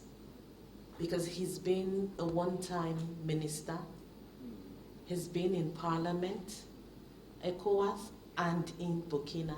He's a retired senior military officer. All the indices are against you. Move out. Now he owns his own civil society organization. Do not allow them kill you or make nonsense of you. We are looking on the outside, and we're looking into Burkina, and we are forecasting for Burkina, Niger, Mali. But we are here. Are we looking on the inside and forecasting and looking at the possibility of what could be here by the time we're getting closer to the next elections in this country? What's the implication? Are we mobilizing? Are we networking? Are we creating that viable, strong network that pool our resources together, not based on what donors have told us, but based on our concern that some of us, yes, you have dual citizen, but how many people have dual citizenship? How many people can fly out if something happens now that you can purchase a ticket today and be on your way to Europe or to the US? How many? So at the end of the day, we will still be here. Just as my colleague is still in Burkina. And it's some of us trying to say, come out of that space. When we say it, we smile and we think it's not possible. When we follow trends post-EndSARS, part of this question I keep asking is that when we talk about EndSARS and you see the younger people, it's a particular demography that took to the streets. And then I asked, that demography that took to the streets, are they only civilians? Are they not found in the security agencies? Are they there? Are you monitoring their activities? What is their body language to the rules and regulations that have been put in place there? Are they also satisfied with the situation in which they find themselves? Is it possible that the ones that are civilians are speaking the mind of the ones that are in uniform, and that when it is time, the ones in uniform, just as you've seen in Burkina, Niger, Mali, would speak? And then what happens? Has it happened before within the region? Yes. How old was Rawlings when he came into power? Within this country too, the past military heads of state, how old were they when they planned the coup? How old were they? Why do we think that history cannot repeat itself again when we are towing the path of the same that brought in what we saw? Legitimacy is tested. The pulse of the people are felt before action is taken.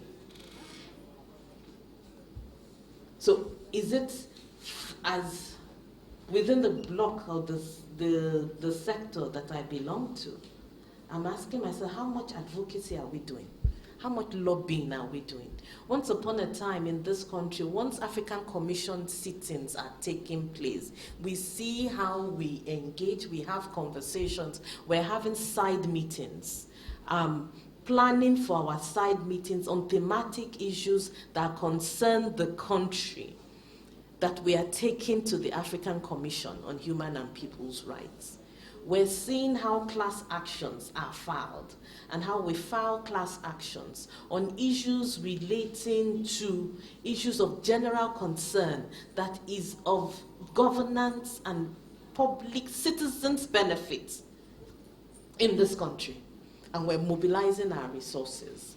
But are we still doing that now? What we find is whatever we take, I stand corrected, to the African Commission on Human and People's Rights, are donor-driven agenda. We have written it into our proposal. We have said that is a platform for engagement. So that is where we are going. Not that we see these mechanisms as mechanisms that we can use, possibly, to turn the tide of what we are experiencing within our countries.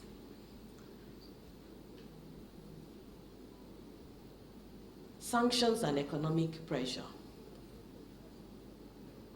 Sanctions and economic pressures now are being pushed by states, regime against regime, not by CSOs looking at the issues and saying, this we think are the ways we should go. Because we're all comfortable, whether we like it or not, we're all comfortable with the situation we find ourselves. We're comfortable because we can still breathe. We have alternatives. A lot of us have alternatives, so we can still breathe. Yes, we complain of high cost of living. Yes, we complain of insecurity. But you have found alternatives to government. But there are people who have not found alternatives to government. But as within the civic space, how much engagement are we having with the grassroots, which is where some of us are losing our legitimacy, because we do not engage with the people to know what the issues with the people are, to the extent that you could tell, you can come into a policy place and then be able to say this is this. When Peter was talking about giving the examples and saying these people are, police has classified them as kidnappers, then I was asking myself, are they kidnappers? Right? Are they kidnappers? Will they not eat?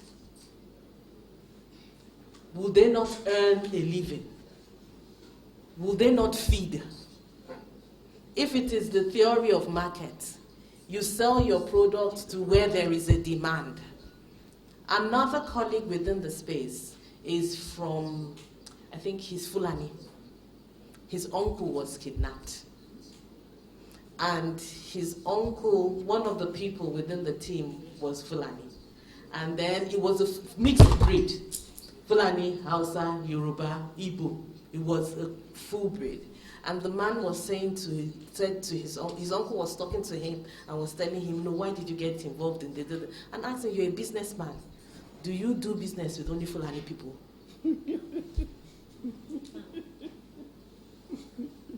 You're not doing business with only Fulani people. You have business partners that are from different parts of the country.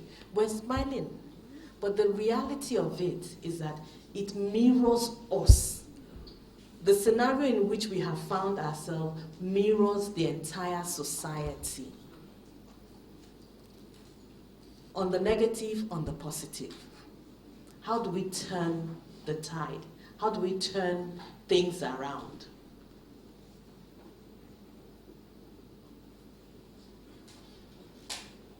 That is where we are, I think.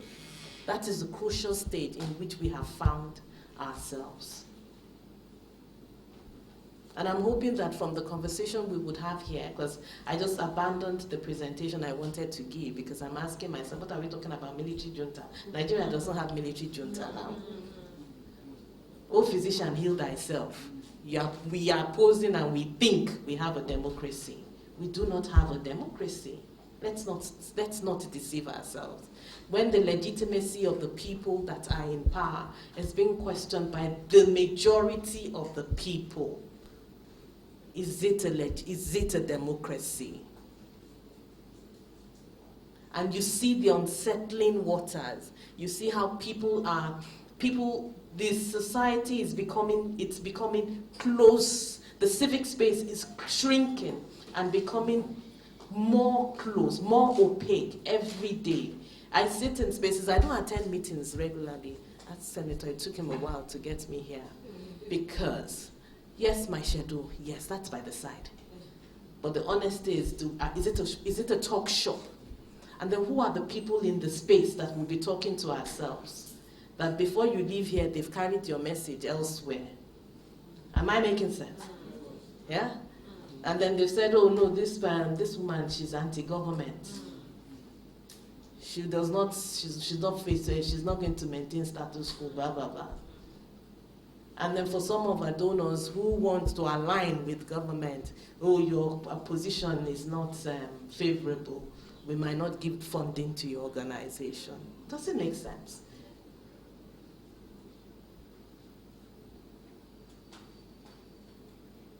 So I honestly, sincerely hope that, I don't think there's any presentation that once we throw it open, we can be honest and be sincere with ourselves. Thank you. This is Kemi Okeyondo just sharing with us their very, very strong words, challenging each of us in this room on our role, the role of CSOs, but also our role as individuals, and the fact that we all have a part to play, right? We cannot put the blame on one person alone, but we all have a part to play. And she also emphasized the importance of just remembering that the issues being discussed, they are not just issues, they're about people, about human beings who exist, who are real, and the conversations that we have should take into account that these people are real people, whether it is those that are categorized as kidnappers or the victims, etc. She especially emphasized the fact that the humanitarian work has gotten a bit lackluster, especially within Nigeria, with people leaning towards more how much they can get, how much they're making, tribalism, political affiliations, as opposed to focusing on who's supposed to benefit, and the fact that everybody deserves to live in good conditions across the country. Thank you so much, ma'am, for that discussion. We'll be getting to the debate in a few minutes, but we first will be joining some guests. But before then, Usman, housekeeping. Yes. Just a bit of housekeeping. We want to sincerely thank a few people, a few of the many who have joined us online. We appreciate Mr. Morgan Asoba. He is the international political expert, and he's joining us from Benin Republic. Mr. Adeni Ikunu, political and international expert, who is joining us from Washington, D.C. in the United States. We also have Florence Kayemba and Joshua Babamadaki from Nezit FM in Southern Kaduna, one of our partner stations. We also have Mr. Jide Ojo, a renowned political expert and columnist with the Punch newspaper. He's joining us also from Uyo. Matthew Zebede from PAD FM, Ghana, one of our partner radio stations. And Pa Louis Tomasi, Regional Director, Africa International Federation of Journalists. We sincerely thank you, even those that we are unable to mention at this time. Also remember that this event is being streamed live on WADR 94.9 in Dakar, Senegal, and online on www.wadr.org. Thank you. Thank you so much, Usman. So we're moving right along to our next speaker, who's joining us online. We'll be projecting that on the screen for you. So Mr. Oluwole Ojewale is the Regional Organized Crime Observatory Coordinator for Central Africa at the Institute for Security Studies in Dakar, ISS. His research covers transnational organized crime, urban governance, security conflict, and resilience in Africa. He has worked all across West Africa as well as Central Africa, including Mali, Niger, Nigeria, the Republic of Congo, and Senegal. He's also the co-author of Urbanization and Crime in Nigeria, written in 2019, a book where he dwelled on the intersection between urbanization and crime. So Mr. Dr. Wale Ojewale will be talking today about term limits and extending transitions in the name of stability. Is it a solution or an illusion? And he'll also talk about what impact this has in governance, corruption, its impact on security, on welcome constitutional amendment, and the efforts to strengthen democratic institutions and the rule of law during this period. Can we put our hands together for Dr. Ojewale? Thank you, sir. Amanda mentioned that they have put up on on various platforms who continue to echo in some pseudo success stories about how much the countries are making from uranium, how much they are making from gold. But if you also look at the other side of the data, a lot is being siphoned, a lot is also being sent back to Russia in terms of the military support. So these are the realities of the delayed transition in those countries, which also make it difficult for other international development partners to actually engage with the country. In the recent time, I think India has defaulted 2 times in terms of its debt obligation to IMF and West African Monetary Union. These are economic realities that the rollback of the democracy in the country as a result of the military incursion into politics is causing in the country. The last one is the shrinking civil space. People can no longer express themselves. There is a case of a woman who complained about the cost of living in Mali, in Bamako, and then it went viral on the TikTok, and the woman was arrested. People can no longer express dissenting voices in the country as a result of all this. So if you put all these factors together, they also have serious security implications on the region, because it appears like these countries are completely sitting on a keg of powder because of the level of division that has been created between the military and the entire civil society. And I use that word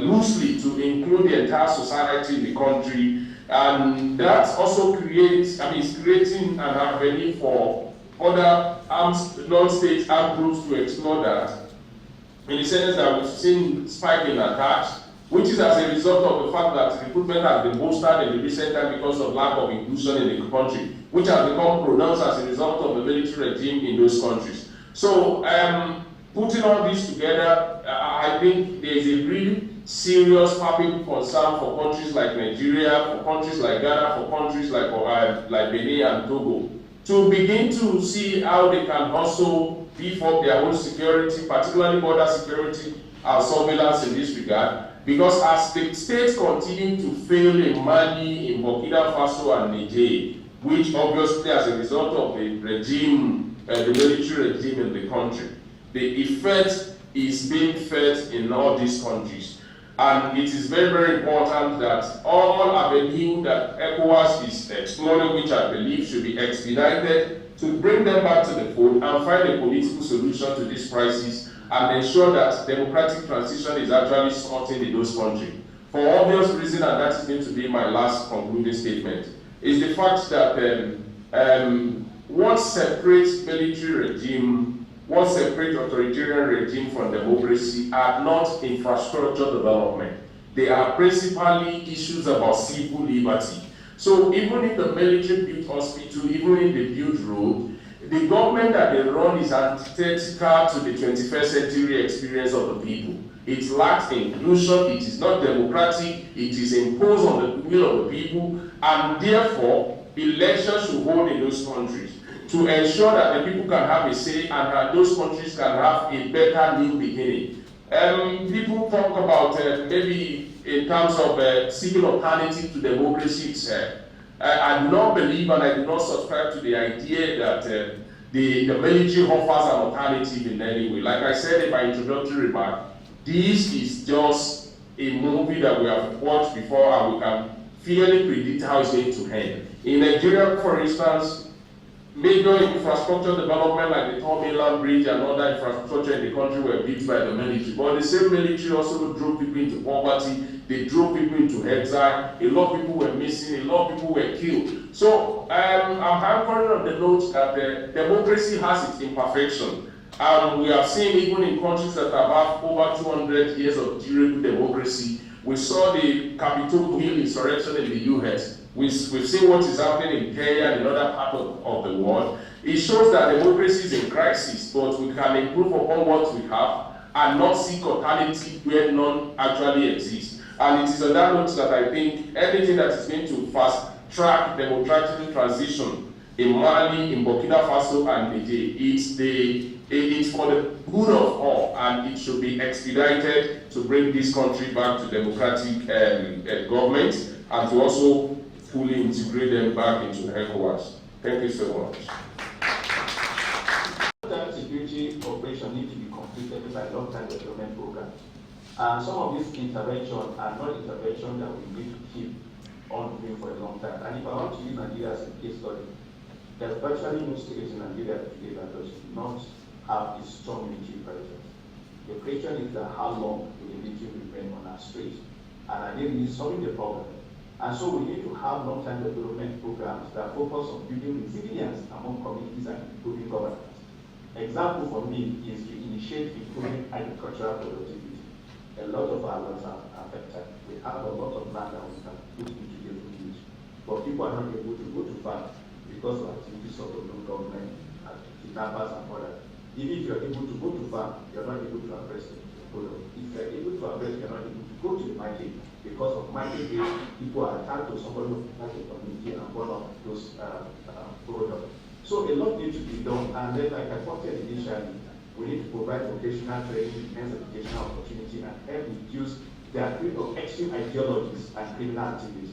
And so despite all of the military intervention, all of the laws in place, all of the policy in place, all of the great effort put in place to fight terrorism, we need to address those push and pull factors that make people find it more convenient to join one extreme group or the other.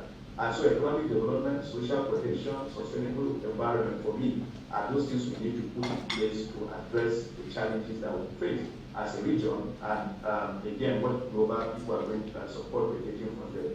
And when you look at the support that we're getting from the US government, from the European Commission, and others, they are support that work for their benefit. And so their response depends on what resources we have in that country, what benefit are we getting. And so it's not a response that is for the sake of humanity, for the sake of everybody. And like I pointed out, if that's the case, then Sudan shouldn't have been where it is. Niger shouldn't have been where it is before now. And so all of these are issues. So as I conclude, enhancing regional cooperation, building local capacities, and supporting the state support will be crucial to effectively addressing global security challenges. Overcoming the obstacles require enhanced international cooperation, increased funding and resource allocation, and focus on comprehensive development strategy. So for me, I think these are the efforts that we need to put in place. Let the economy work for the common good. Reduce poverty, reduce unemployment, provide quality education, and we may not see so many weapons in our society. But in conclusion too, we cannot be talking about insecurity.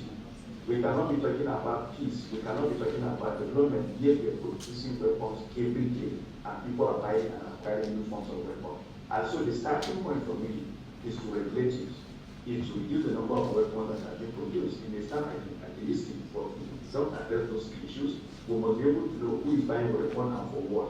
We must be able to reduce the proliferation of weapons in our community. We must be able to reduce the smuggling and the marketing of weapons in black market. Until we're able to do that, a lot of this intervention we just end up on the table of a few persons. We just end up as a theory, and we still find ourselves fighting this and having this kind of discussion over and over again. Thank you so much. Thank you so much, sir. Insecurity in the sub-region. Just a few days ago, Channels Television did something similar to what West African Democracy Radio is doing. And they had in their midst the Chief of Defense Staff, as well as some civil society person, and other military and police personnel. I think what Peter Gad said is very, very germane in terms of issue around coordination. Yes, we have joint multinational joint task force, but the pull and push that we have experienced and the coup that have happened, the resistance to correction from the pushes and their attempts to get help from Russia it has opened the flanks to a kind of side attack, because that part of the fear is that if Niger, Burkina Faso and Mali are allowed to leave, then it will be more difficult to fight insurgency and insecurity in the West African sub-region. And as has been eloquently submitted by Wole Ojewale and even my sister Kenny Okoye, all of them who have identified, we have found eloquently identified the problem and have postulated solutions. But how will the authority, those who have the capacity to respond, how do we get this message to them? Don't they know this solution already? Why have they refused to implement, or is there no political will? I've not heard anybody speaking pointedly to political will. Whether there is also the fifth columnist involved in this, or maybe our political class are actually playing chess with us. Maybe we are the pawn in their chessboard and they just wanted to use us to negotiate for at the international summit or international circle. Because we all know the problem, and many experts have reasoned. We have had documents produced over the last 10 years or more, since 2009, that we have the Boko Haram insurgency in Nigeria. It's over a decade that we have this Boko Haram insurgency. But despite the promises, we have technically defeated them, we have done this, ISWAP came in, neutralized some leaders of Boko Haram, and ISWAP has the first trip. Then we have had banditry. In my economic report yesterday, I was looking at the impact of insecurity on even food production and supply, because we are all agreeing that whether we have the gas and we are living in fortresses, we all have to eat. And now it's becoming increasingly difficult for average person to even afford a meal. So what I'm saying in essence and in my final submission is, how is the effort at the... Please complete your sentence, sir. This is oral. The effort at this one is not just going to end here on the round table, and that maybe we are able to pass it on to the authority who should be able to act upon it, presuming that they don't know the solution already. Because I have my doubt whether there is actually the political will to see the end of this insurgency and insecurity. It's suffice to say that there is corruption that has also plagued the chances and the success of, we've seen efforts by the West, supposedly, allegedly, that some people do not want this to end because if it ends, their own only courts may have been broken. I don't know whether the experts in the house subscribe to this, but we have seen issues around corruption also play a role in the sustenance and fueling of this security in the West African sub-region. Thank you very much. Have a great day. Thank you so much, sir. Negotiates International and Equal Access International. He has been a member of several committees set up by the federal and state government at various levels. God believes that proper administration of justice is key to ensuring that citizens have faith in the social governance system in Nigeria. Deborah. Can we put our hands together and welcome our next special guest, Mr. Gad Peters, who is joining us online. Enjoy working with you. My name is Yusuf Ibrahim Bako. I am a lecturer with the International Relations Department at Bayes University. And I think that... Please, another very warm round of applause for him. Then number 2. Thank you so much. My name is, let me write down the existing protocol because of time. My name is Musa Rahman. Square acre of land. And you don't expect that when you have such, you will not have issues of crisis. Why will you have crisis there or conflict? It's because of the endowment in these areas. Whatever you see today is not because we can't manage ourselves, but because there are some external forces that want to tap into these natural resources. And the only way they could get it freely without paying the right due is to create issues within the entire system. And that's what we've been looking at. Because if you look at the Dakar-Goma borderland, which has the Burkina Faso, the Mali, the Niger, and you come to the Lake Chad Basin, which has the Cameroon and the rest, you will know that there is something unique in these various places. Now that takes me quickly, because of our time, to how can we resolve this conflict? There are 2 sectors that are critical to the African man, which we all know. Those sectors are the traditional sector and the religious groups. Most of the time when we talk about conflict resolution, how often have we developed the capacity of these 2 groups? Because in this part of the world, we just respect these 2 sectors very well. And as much as you can get their buy-in, and they play the role we need from the grassroots.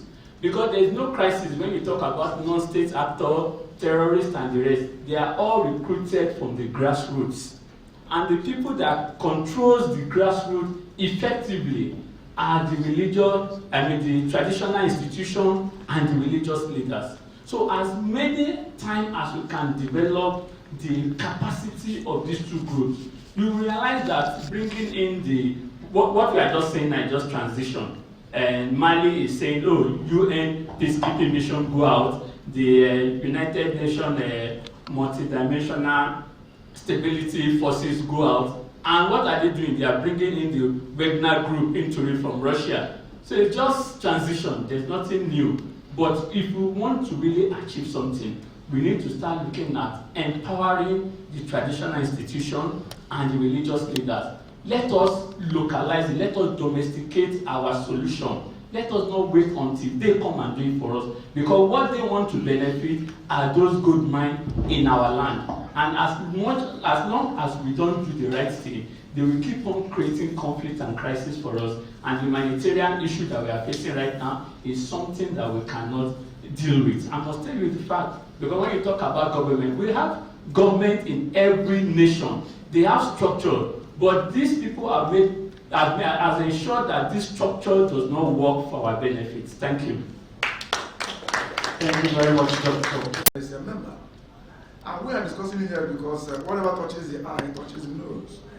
The conflicts, extremism, violence, whatever you find in Sahel also affect Nigeria. A few days ago, I learned that some groups, some jihadists came from somewhere and they took over the Kainji Lake or whatever. So Nigeria is being threatened. Now the poverty that this insecurity has thrown up is affecting Nigeria. Some of our states, 7 states that border the Sahelian states, Sahel region, you find Sokoto, and the rest of them. Poverty rates in that area from 60 to 70%. And these are poor Nigerians. Everywhere Nigeria is poor, every Nigerian citizen is also affected. Now, there is a siege mentality. Fear that your freedom will be denied, fear that life may be lost. And what these things do is that they check Nigeria. You can't get the dividends of democracy. They create problem for us. So what we do, I'm looking at that we need to include everybody who is a victim of what happens in the Sahel in the roundtable discussion on the way forward. It is not the kinetic approach. It may not do a dividend. We need to talk to women. Women they bear the greatest burden of insecurity anywhere in the world. They lose their husbands in the trenches. Their would-be husbands are lost in the trenches. Why so many women are married because of this insecurity? They lose their children as well. So we need to involve the women, involve the youth, and particularly opinion leaders like traditional rulers. A few days ago, I think yesterday, I saw the Sultan being harassed and all that. That is a no-no. We don't go that way. We need to empower them and talk more with them because they carry people along. Also involve religious leaders. They speak to people. Now, when you have this extremism here and there, it's because people are being radicalized. They have wrong information. This topic, we are talking here about quality and relevant information on conflict resolution. People on the streets listen to traditional rulers, they listen to religious leaders, they need to be informed of the proper situation of things. There is bad governance, yes, but it can be amended, it can be corrected. If we don't hail those who are thieves, don't promote them and give them pride of play. I've seen people who committed so many atrocities and are being hailed as chiefs, as chairmen in various areas of the community, because poverty is the greatest weapon of mass destruction.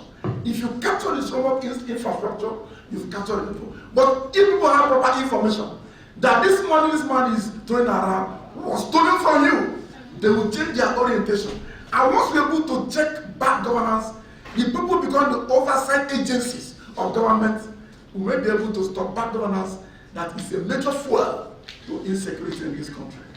Thank you very much. Of initiative in Sahel, Nigeria included, that seeks to address the triggering insecurity and other forms of conflict we're having. But I always ask myself, what are our government doing? Because if we are to be fair, most of the interventions that we have seen in these areas, just like what Senator had mentioned, we are confronted by non-traditional insecurity challenges. But what do we see? We are always seeing government coming from the perspective of reactive responses, using kinetic approaches, security personnel, trying to address ongoing challenges, which means we are already late. You are addressing situations when people were being kidnapped, some were killed, properties has been stolen, young people has been recruited and radicalized. So what are our government doing? We all know how many institutions that we have in the country that are dealing with the insecurity. But how many are we having government establishments that speaks about building peace, building resilience in our communities? How many are we having? So we know project, it comes and goes with the funding. But government program is the most sustainable one. And there is one proverb in Hausa that says, "Kowa ya je yaki, sarki ya taya," which means everyone that goes to battle, they are there to support the king to win. So all the development partners and every other person that is coming into this country, they are expected, well, supposedly, to come here and support initiatives of government to make them even better. Unfortunately, the government seems to have left the entire space for development partners. Yes, they are doing fantastic work, but for how long? For how long? We are just using these resources to do this intervention, and when the money finished, we move out, the organization moved out, another one came and do it and leave. But we don't see it as what the country owns. And then, of course, we talk about the social insecurity. Of course, I have had one sermon, one man was saying, look, people send your children to school. I cannot see anybody who is having a diploma, NCE degree, or any other qualification, maybe within the street, holding arms, attacking people, joining terrorist group and the rest of that. They say it's very difficult to see them, and I agree. So all of these issues that we are having of poor governance and the rest of that, it is contributing to recruiting or having more young people that are vulnerable. And those are the primary target of all the terrorists when it comes to recruitment and the rest of that. So if we are able to strengthen youth capacity, if government is able to understand, it also has a responsibility of strengthening the resilience of our communities, coming up with some preventive measures that could really address the root causes of our conflict. I think that would be a way forward. So yeah, I want to ask, do we consider this as a new area of advocacy to government, to do more investment in proactive measures to addressing our insecurity within the country? I think that is something we all could do as development practitioners, as civil society members, and as active Nigerians. Thank you. Thank you very much, sir. State, and of course, whether in the Sahel, has to do with our leadership selection process. Until you address leadership selection where the people truly select and trust the people they select, we are going to continue to have this distrust within the system. If you don't trust the government, there is no way you are going to provide the government with relevant intelligence. And that is why when Dr. Maji was talking about people, the military will go to an area, someone just ran past here, where is he? We don't know. Because they trust the militant group more than the constitutional authority. Going by the ungoverned space that Dr. Maji talked about, when people refer to, it's a buzzword, ungoverned space is a buzzword, people refer to it more generally that these locations not necessarily legitimately govern. It isn't that militancy or whatever don't govern the space, but it is illegitimate. It means that there are forces controlling that space. We talked about Apple, for example. Apple, we can't use Apple with all due respect to look at that configuration. I would say that trust is the biggest, that there's a trust deficit between the people and, of course, the government. If you look at what happened in Mali, Ipeka's election of 2018 was largely as a result of the selection process. If you look at what happened in Burkina Faso, it has to do with selection process. If you look at what happened in Niger, it's also an issue with selection process. When the electoral system has a challenge, it's not born into poor governance and poor architecture. Thereby, the insecurity of the system begin to boom. And until we have the leaders that represent the people, we are going to have consistent issues and nobody will trust anybody. And all of we talk about marginalization, whether it's in the southeast or wherever, is because of a trust deficit. Let's address trust. Let's address the electoral system. And thank you very much. Thank you very much for that. Personally, from my own perspective, I think everybody has spoken well, and what we are saying here is not quite new to anybody. The issues have well exhaustively been said here, and if you go other places within Nigeria, the same issue is being one way or the other has been raised and been discussed. But the issue is the response. The intervention is the early warning signals, alert, everything is there. ECOWAS and the rest have been bringing out alert every day on one issue or the other, and the issue of bureaucracy, the issue of political will, the issue of subsidiarity principles all comes in to really downplay everything. And they also came up with the National Coordination of Response Mechanism, the SCRM, which is also affiliated to for the Office of the Vice President, and also in other member states, which are there to really help respond, to the local or national conflict, because conflict is local. It starts from the nation itself. So if we ourselves cannot really coordinate these responses, all these recommendations that we are making, we cannot prioritize them to ensure that this is being taken care of. I think we're going to keep on saying the same thing every day, and there will be no action or response. The CSOs here are supposed to be working with the National Center for Coordination of Response Mechanism, which has been established by ECOWAS. And this was funded by the USAID, West Africa, Reacting to Early Warning and Response, the data support to ECOWAS, and also the Department of State. 2015 to 2020, which I was the advisor, the early advisor for that project. So this was really established to help to respond to some of these issues. Because if we keep on daily talking about issues and issues without intervention, proactive interventions, I think we're still going to be where we are. The system change starts from the root causes, and then the mindset change, and then before you start looking about the other branches of the list or whatever. So we begin to see the mindset of people, the youth, go to the villages. You find that nobody goes to farm. They want to be kidnappers where they will get more money. They want to be Yahoo boys where they get more money. Nobody wants to do anything again apart from that quick money. Because of the mindset of what they have seen from other colleagues and whatever. So let me not waste a lot of time here, but The issue we need to do is for us to begin to look at how to intervene and also to change the mindset of people for us to lead us to what the speaker said, Senator Iri will talk about the 8 positive pillars. For you to have a peaceful society, a peaceful country, all those 8 pillars of peace he made mention. There should be low corruption, there should be good governance, there should be high capital, high power capital, So all these are things that we really need to really begin to address and mute a little bit of issues and begin to address the issues. Thank you so much. Thank you very much, sir. We're moving to number 8.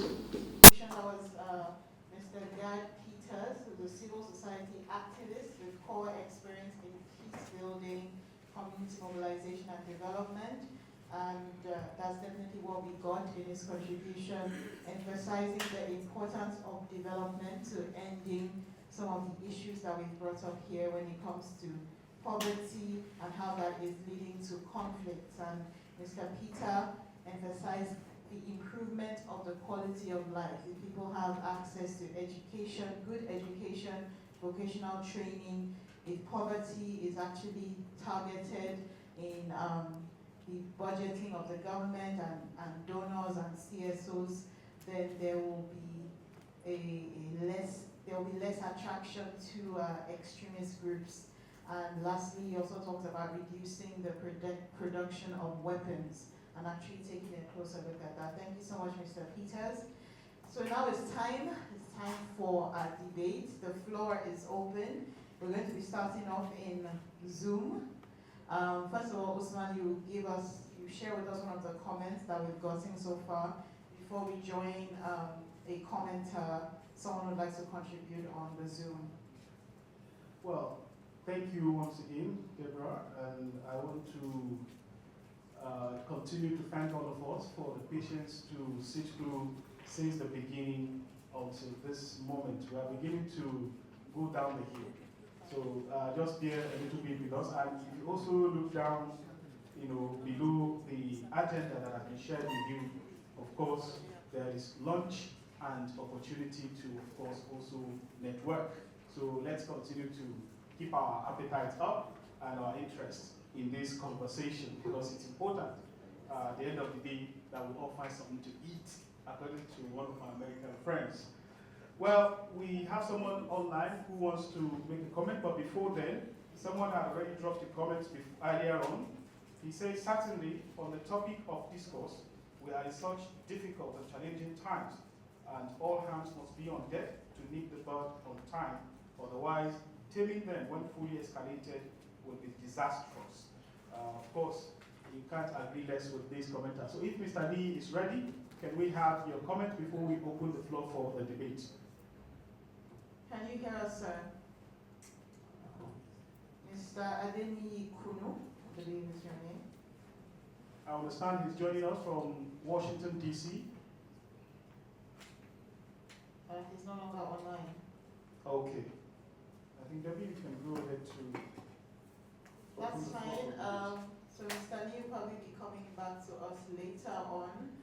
Who is going to get us started? Do you have any questions? We have, okay, we have someone online who's ready to kickstart.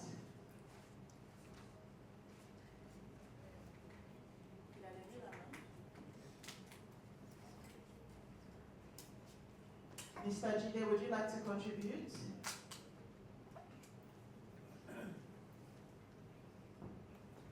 Okay. So Mr. Jide, please hold on. All right, Mr. Jide, you can go ahead. What would you like to contribute, sir?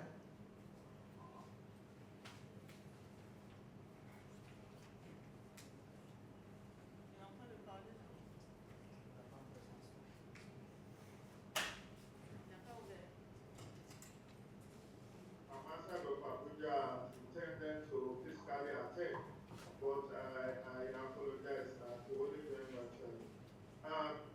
My take is this: everyone who has contributed has spoken very eloquently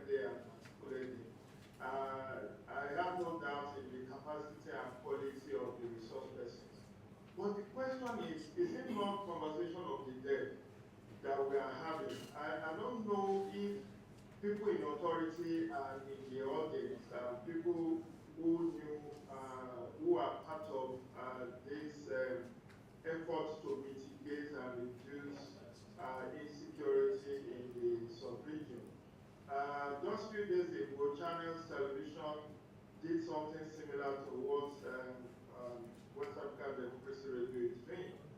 And they had in their midst the Chief of Defense Staff, as well as some civil society person and other military and police personnel. I think what Peter Gas said is very, very germane in terms of issue around coordination. Yes, we have joint multinational joint task force, but the pull and push that we have experienced and the coup that have happened, the resistance to correction from the pushes and their attempt to get help from Russia, it has opened the flanks to a kind of side attack, because that part of the fear is that if Niger, Burkina Faso and Mali are allowed to leave,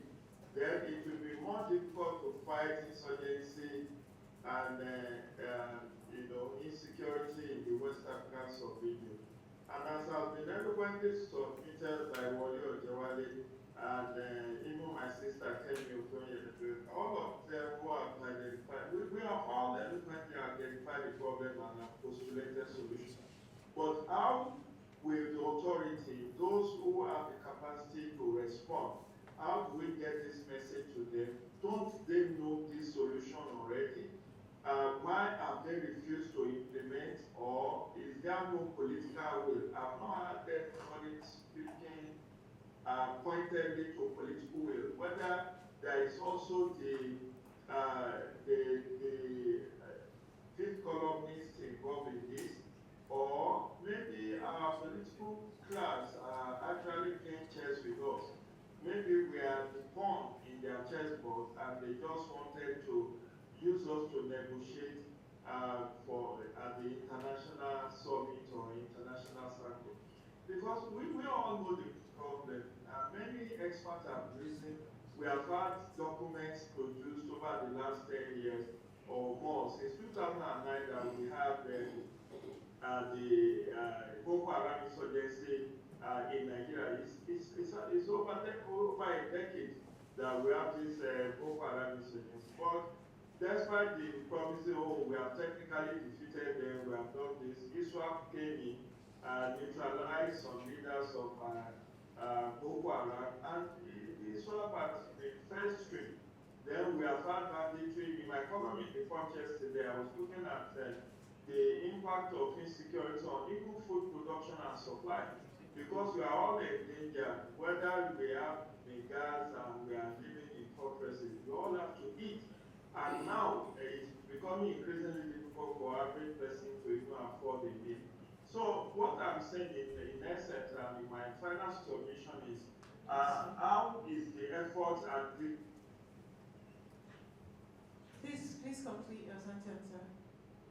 This forum, the effort at this one is not just going to hang there on the round table, and that maybe we are able to pass it on to the authority who should be able to act upon it, presuming that they don't know the solution already. Because I have my doubt whether there is actually the political will to see the end of this insurgency and insecurity.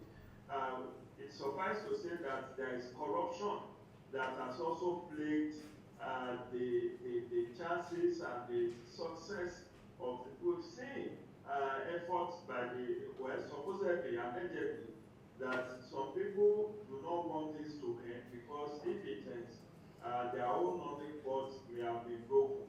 I don't know whether the experts in the House subscribe to this, but we have seen issues around corruption also play a role in the sustenance and fueling of this insecurity in the West African region. Thank you very much. Have a great day. Thank you so much, sir. All right. to have, how many people would like to contribute so we just have an idea? Okay. All right, that's amazing.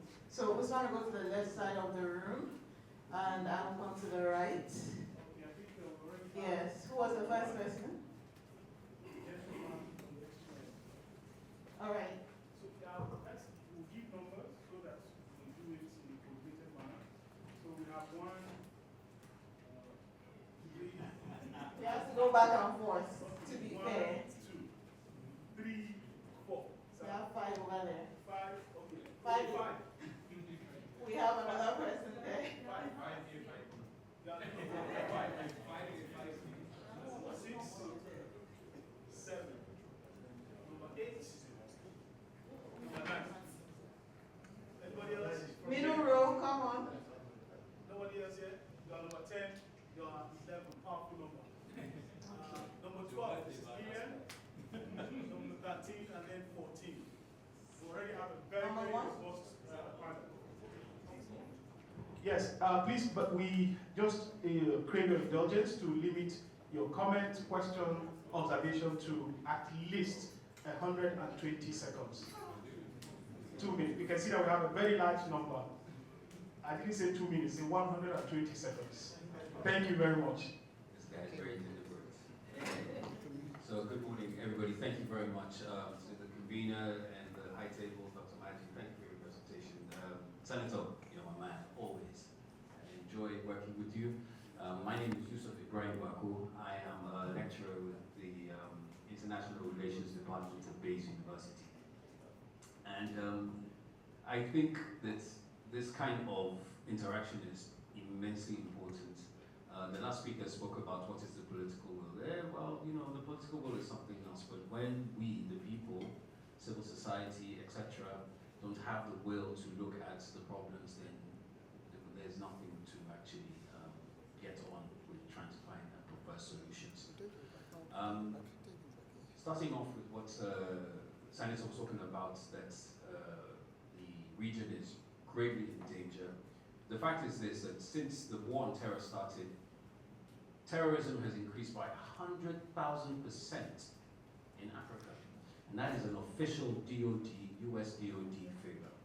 Okay, going again towards the fact that we don't really produce our own figures in Africa, so we have to rely on those kind of things. With regards to the Sahelian 3, as I call it, this is decolonization 2.0.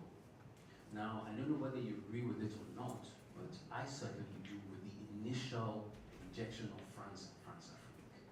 Okay, France has been a thorn in the side of West Africa, Africa, since they have come onto our property. Okay, in terms of Nigeria, we know they have been blocking us for so long. Okay, coming down to the fact of the Civil War, where they did what they did, and quite literally. Look at that. And then I'll leave us with this final point. I like the point that TK made, what just, of course, all the panelists, Maggie, Peter, and Senator, but he made the point that there's unity of purpose amongst the organized crime groups and terrorist groups. If you look at the way they even move their weapons, some of them, in fact, the incident in Kuji prison in Abuja, there's evidence that there was actually some sort of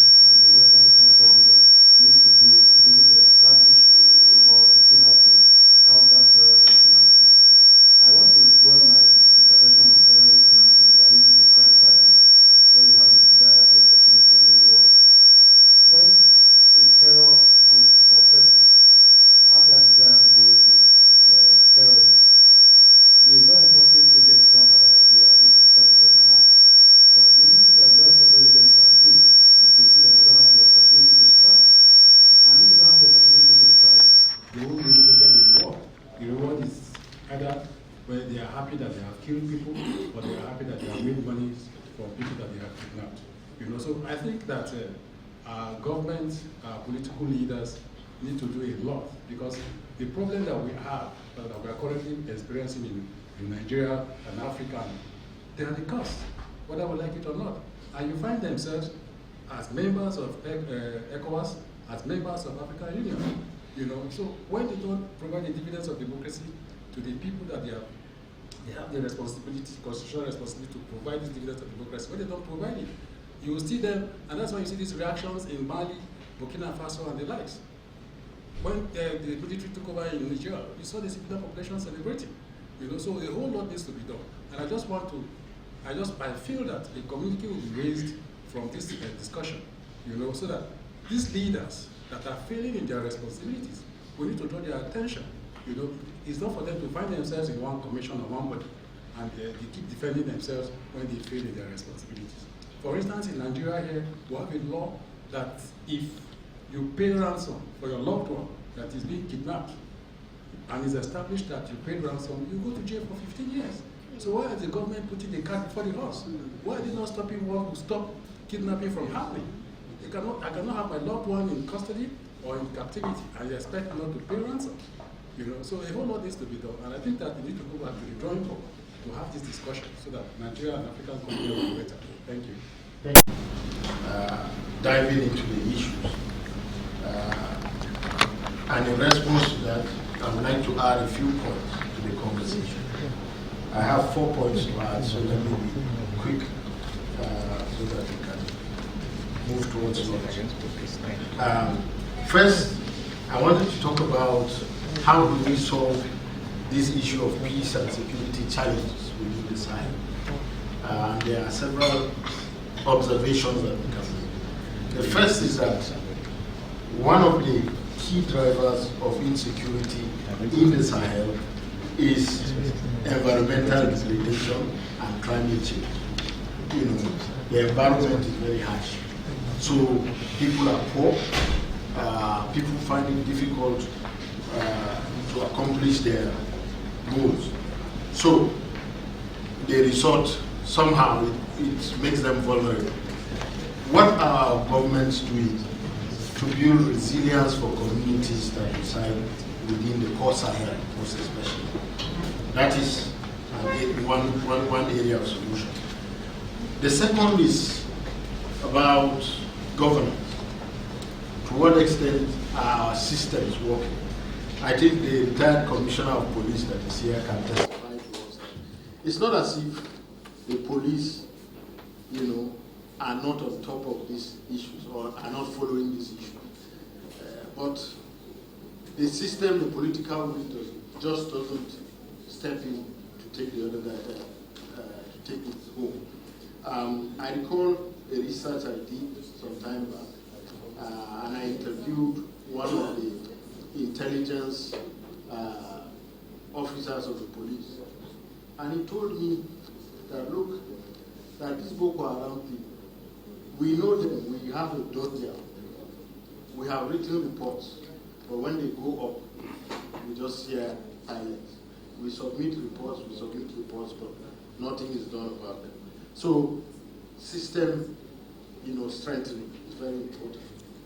And then, if you look at all these people carrying arms all around, whether it is Boko Haram, even, you know, outside the normal security structure, if you look at the vigilante that we have now, for example, the hunters that we have now, you see majority of them are people that have very low level of education, you know. So my point is that education is actually, you know, a very key factor also in this issue, because, I mean, all of us sitting here have some form of, you know, higher education, you know, and that is why we're able to access this kind of solution. That is why we can have this view of looking at society not being something that we need to force. So the second issue I wanted to talk about was about democracy.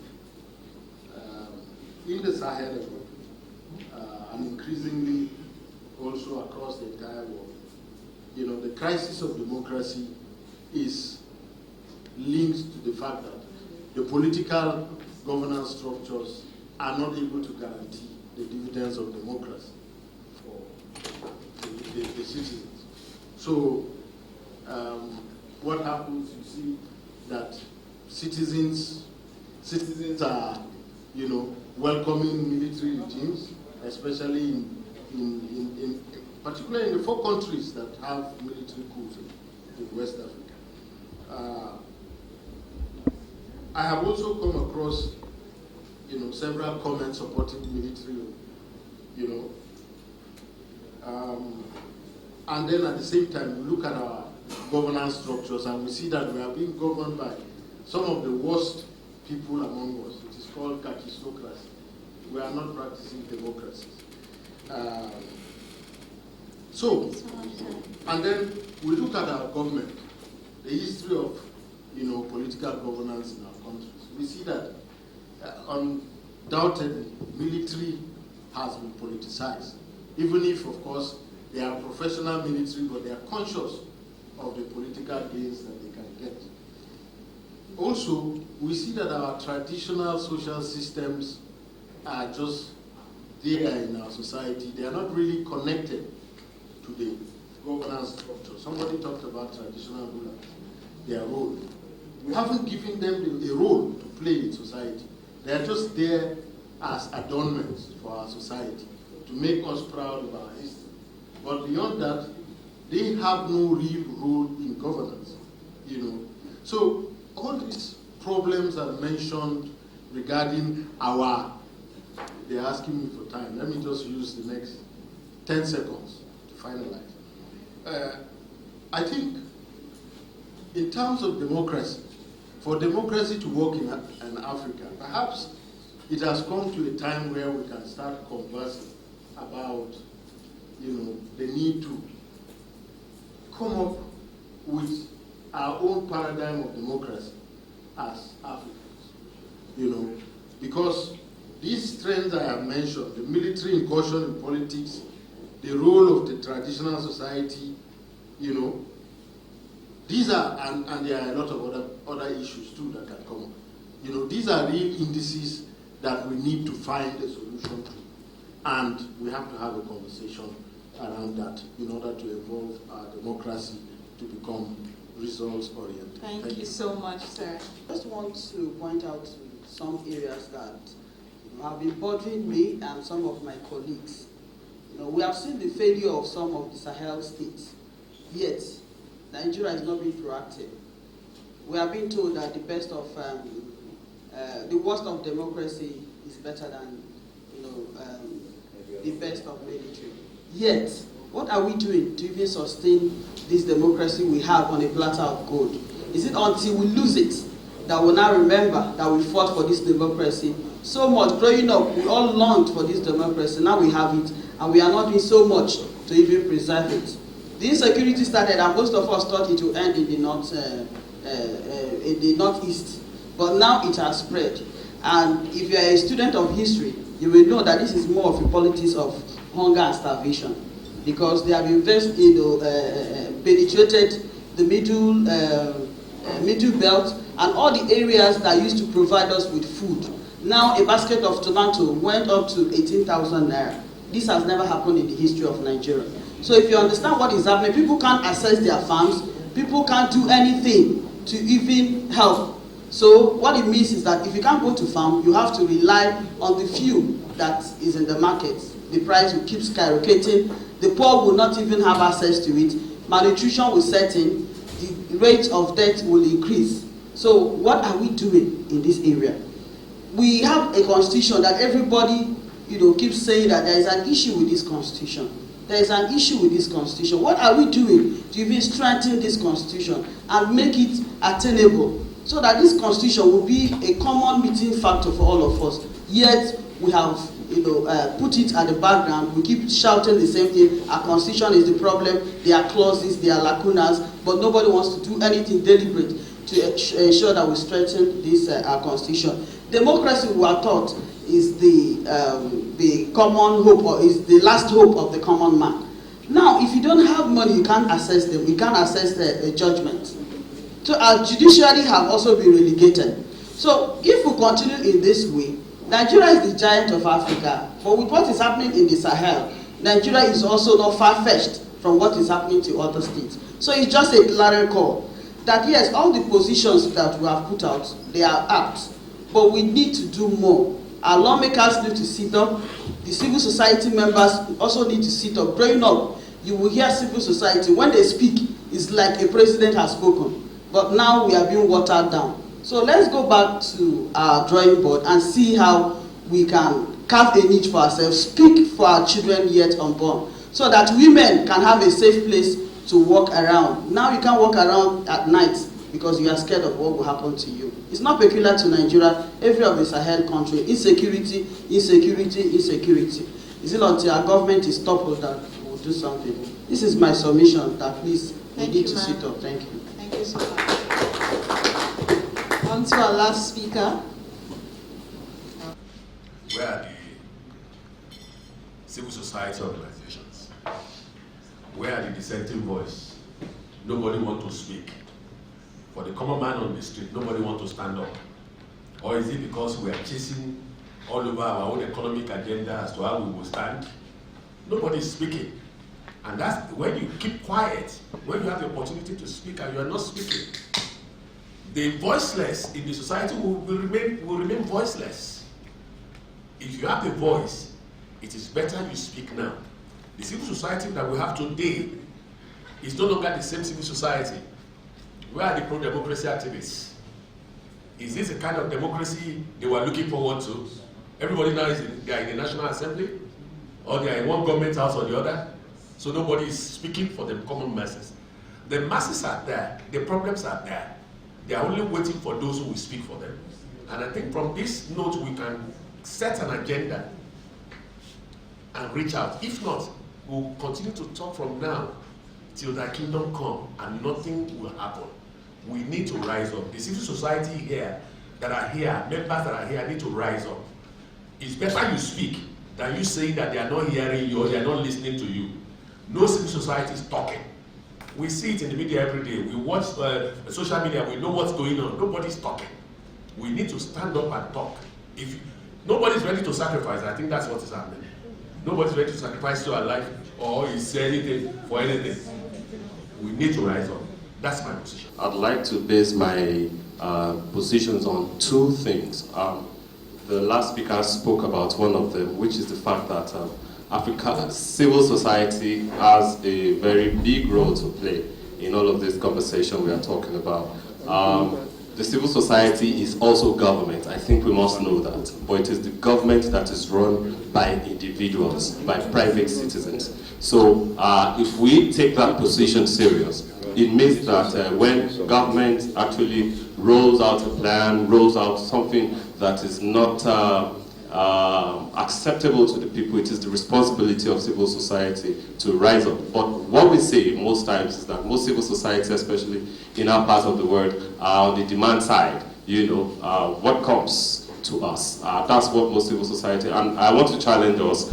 We know the situation right now, and we cannot afford to continue to fold our arms and hope that things will get better when we keep the little coins, you know, that we make in our accounts. When, you know, the push comes to shove, I tell you, Madam Kemi said it earlier, you know, how many people can you actually pay for their flight tickets to travel to Europe or America and all of that? So I want to challenge us while all of that is going. Secondly, I want to speak to the issue of integration in Africa. The truth is that there is a social policy framework that is created by the African Union. And what I have tried to study, and I realized that most African countries, you know, just develop their own internal policies independently. They do not bring this into cohesion. That's why we continue to have the problems that we have in Africa. So there is a framework, and the EU Agenda 2063, for example, is there, and I'm a solid advocate of that because I've studied the document where Dr. Zuma, you know, wrote a letter to the future for 2063, and I look at all the thematic areas, and I realize that practically right now, Africa is not even taking advantage of what this woman is talking about. So having civil society here, I think we should begin to look at this and develop a comprehensive document in each of these thematic areas that we can apply to each of our countries. Secondly, there are also the social policy framework, is what actually breeds poverty or wealth in the society. Because if Africa has, a framework that we are working with consistently and we are following through every step of the way, you would realize that each government will not be able to err so far because there is a framework that we are studying, that we are working with, and we know that this person is deviating consistently. They will not come and lie to us and then we fold our arms because we will know, we will have seen it, that, okay, you have deviated from this. So that's my submission. Thank you very much. Thank you, Mr. George. Okay. And thank you, distinguished Senator, and our panelists for this. Just briefly, I would like to speak to more of questions than answers. And the goal of this program at the end of the day was strategies and way forward. And all my questions when the speakers were speaking and some of the rejoinders and that have come in was, what are the clear strategies or what are the clear way forward in the next 10 years? If we actually envision what this situation will look like in the next 10 years, I can tell you it's extremely scary. It's literally going to be a continent or in the Sahel without food because we are still combating with food security. So the first question I would have asked a state like Nigeria state or some of the states within this region is that, what are you going to do being faced with an existential threat? But we don't have those kind of stakeholders in this kind of meetings. This is not AU platform or whatever. But the second one I think is very important, and I think that's what we need to put our attention is, which is 30 years ago, like number 11, my dear uncle here said, 30 years ago, the pro-democracy people, they were on the streets. We heard them everywhere. Possibly they're the ones in government right now, isn't it? Okay. What is going to happen in the next 10, 15 years? I want to bring a suggestion for us, and I hope we can work towards it. That an emerging intelligentsia from the richness of the kind of discussion that we are having here should actually start. Okay? What do we do? Mainstream this conversation in such a way that this conversation becomes almost like a plea. Imagine this kind of conversation being networked, maybe sparked from this kind of forum that we're having here across the Sahel. It raises consciousness, it raises property, it raises patriotism, and it now becomes an issue that even from the secondary school, nursery school, primary school, secondary school, tertiary institution, everything about policy, because we're talking about policy of climate change, we're talking about policy about food security, we're talking about policy of even military intervention, we're talking about policy of even the sense of nationhood, craft, which he said, a society is a social order, and there's no social order in this system. So please, I want to bring up something to the table. We have had a very discussion this afternoon on very sound minds here. But you see, these sound minds, if you bring it across Nigeria this afternoon or across this Sahel, you discover that this meeting has not started a conversation, has not mainstreamed a conversation. So I would like to appeal to us, if 30 years ago we had some kind of democracy experts and they were speaking, and right now in the context of Nigeria, they are the ones in government, can we form an intelligentsia from this group? Number two, can we mainstream a conversation across the Sahel, beginning from our own nation, and it also becomes like a blitz. What's a blitz? A blitz, like you hear in military term, massive bombardment of something, an information or a consciousness of what you want to do. These are the three things I want to put on the table, and thank you once again, the conveners, for this meeting. Thank you so much. Of this debate, these discussions, and I would want to particularly thank my sister here, Agnes from West Africa Democracy Radio, for bringing ECOWAS into it. We need civil society, and civil societies also need ECOWAS. I was saying that ECOWAS would want to support civil society organizations. In fact, ECOWAS established the West Africa Civil Societies Forum, WACSOF, and has been also participating in its funding. Maybe it's of late that things have been not working very well, but we've been supporting WACSOF from the beginning, from its establishment. And ECOWAS was of the idea, in fact before, we used to invite civil society organizations to ECOWAS summits so that they would address the heads of state before the summit, so that they would take into consideration views that civil societies were putting forward. But what stopped it is from those who used to go and represent civil society in those summits, when they became now, co-opted into government, they are the ones who actually fought that idea. And that's what killed it. So we are trying now to come back to that system where civil society will be invited into summits so that they can address or they can put forward the views of the populations. We feel like you are the voices of the voiceless, those people who cannot reach that level. In that regard, I would want to inform you that ECOWAS is trying to establish what is called ECOSOC of West Africa.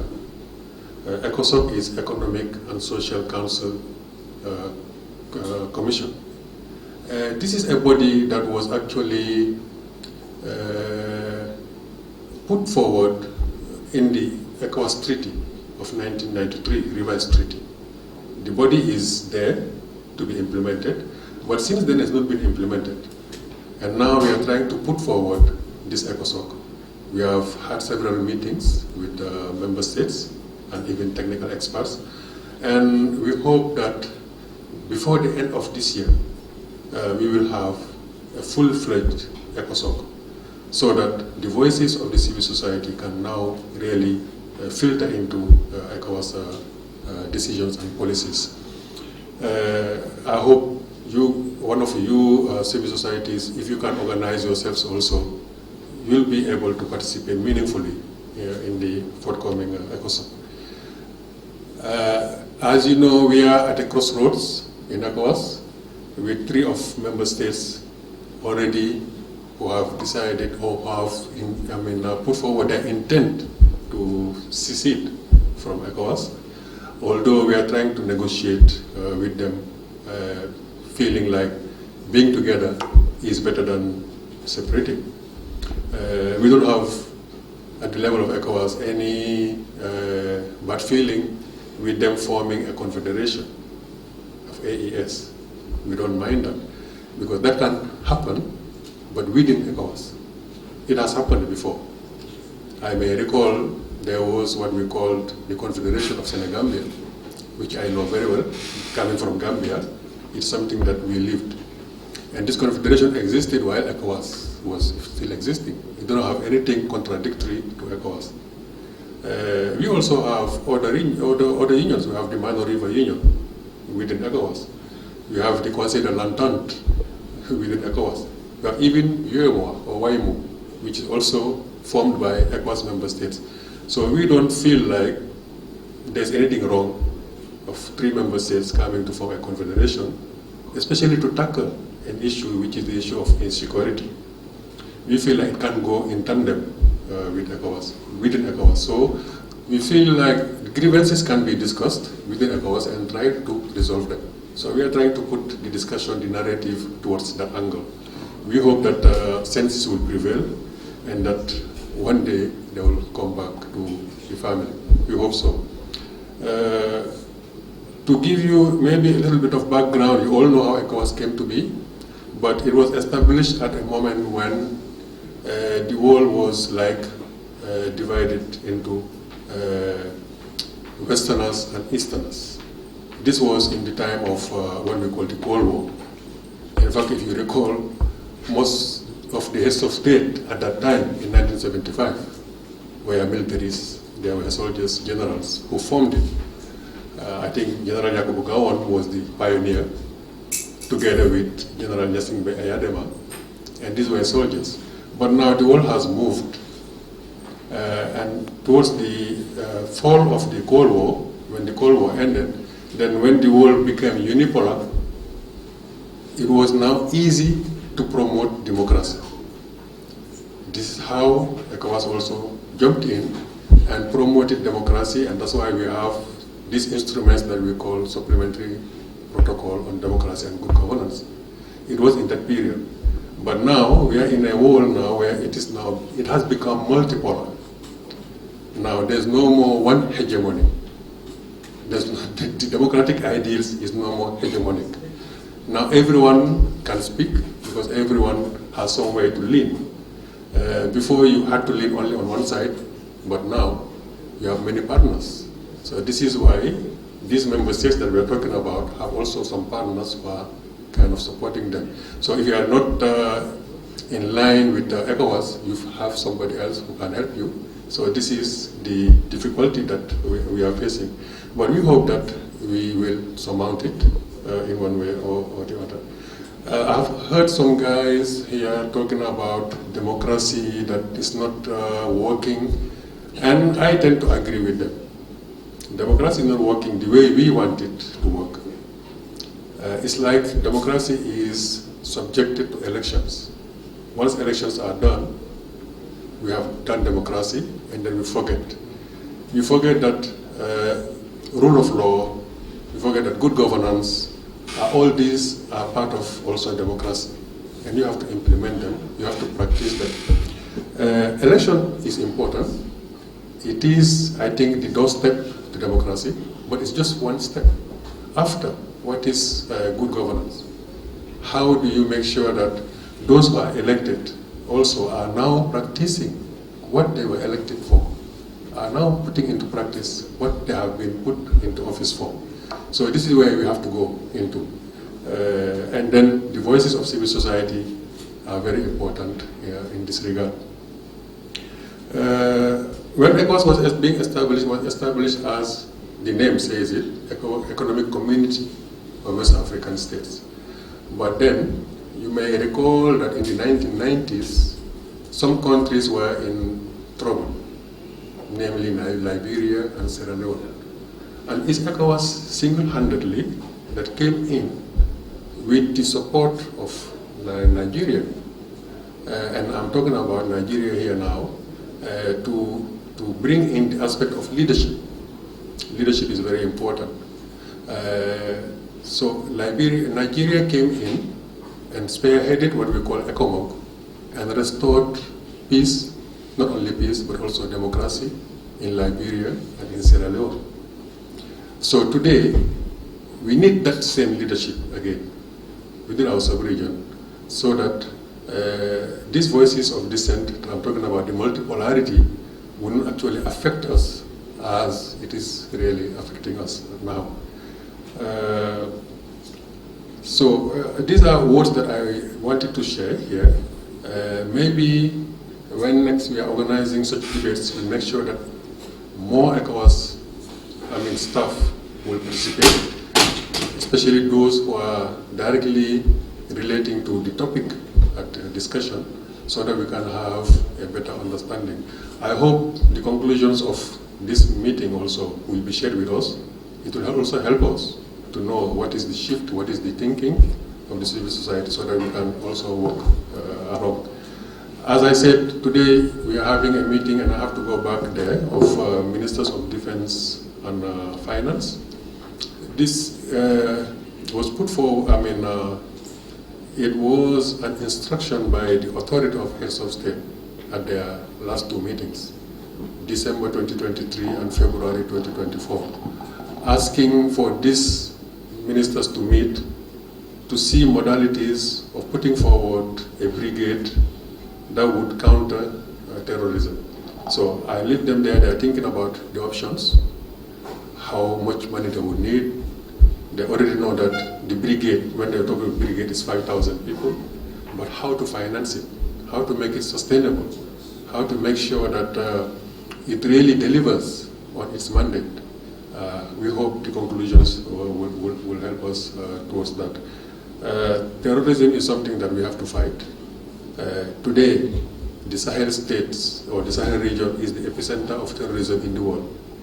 This is where most terrorist acts are taking place today in the world. And if we don't take care, we know already Nigeria has been affected by terrorism. We all know the issues of Boko Haram. But now terrorism is also filtering down from the Sahel down to the coastal states. Some states have already, tested. Côte d'Ivoire, for instance, had some attacks a few years back. And if you don't take care, they can come down also to other neighboring states like Ghana, Togo, Benin, and who knows where else it will go. So we really need to fight it together.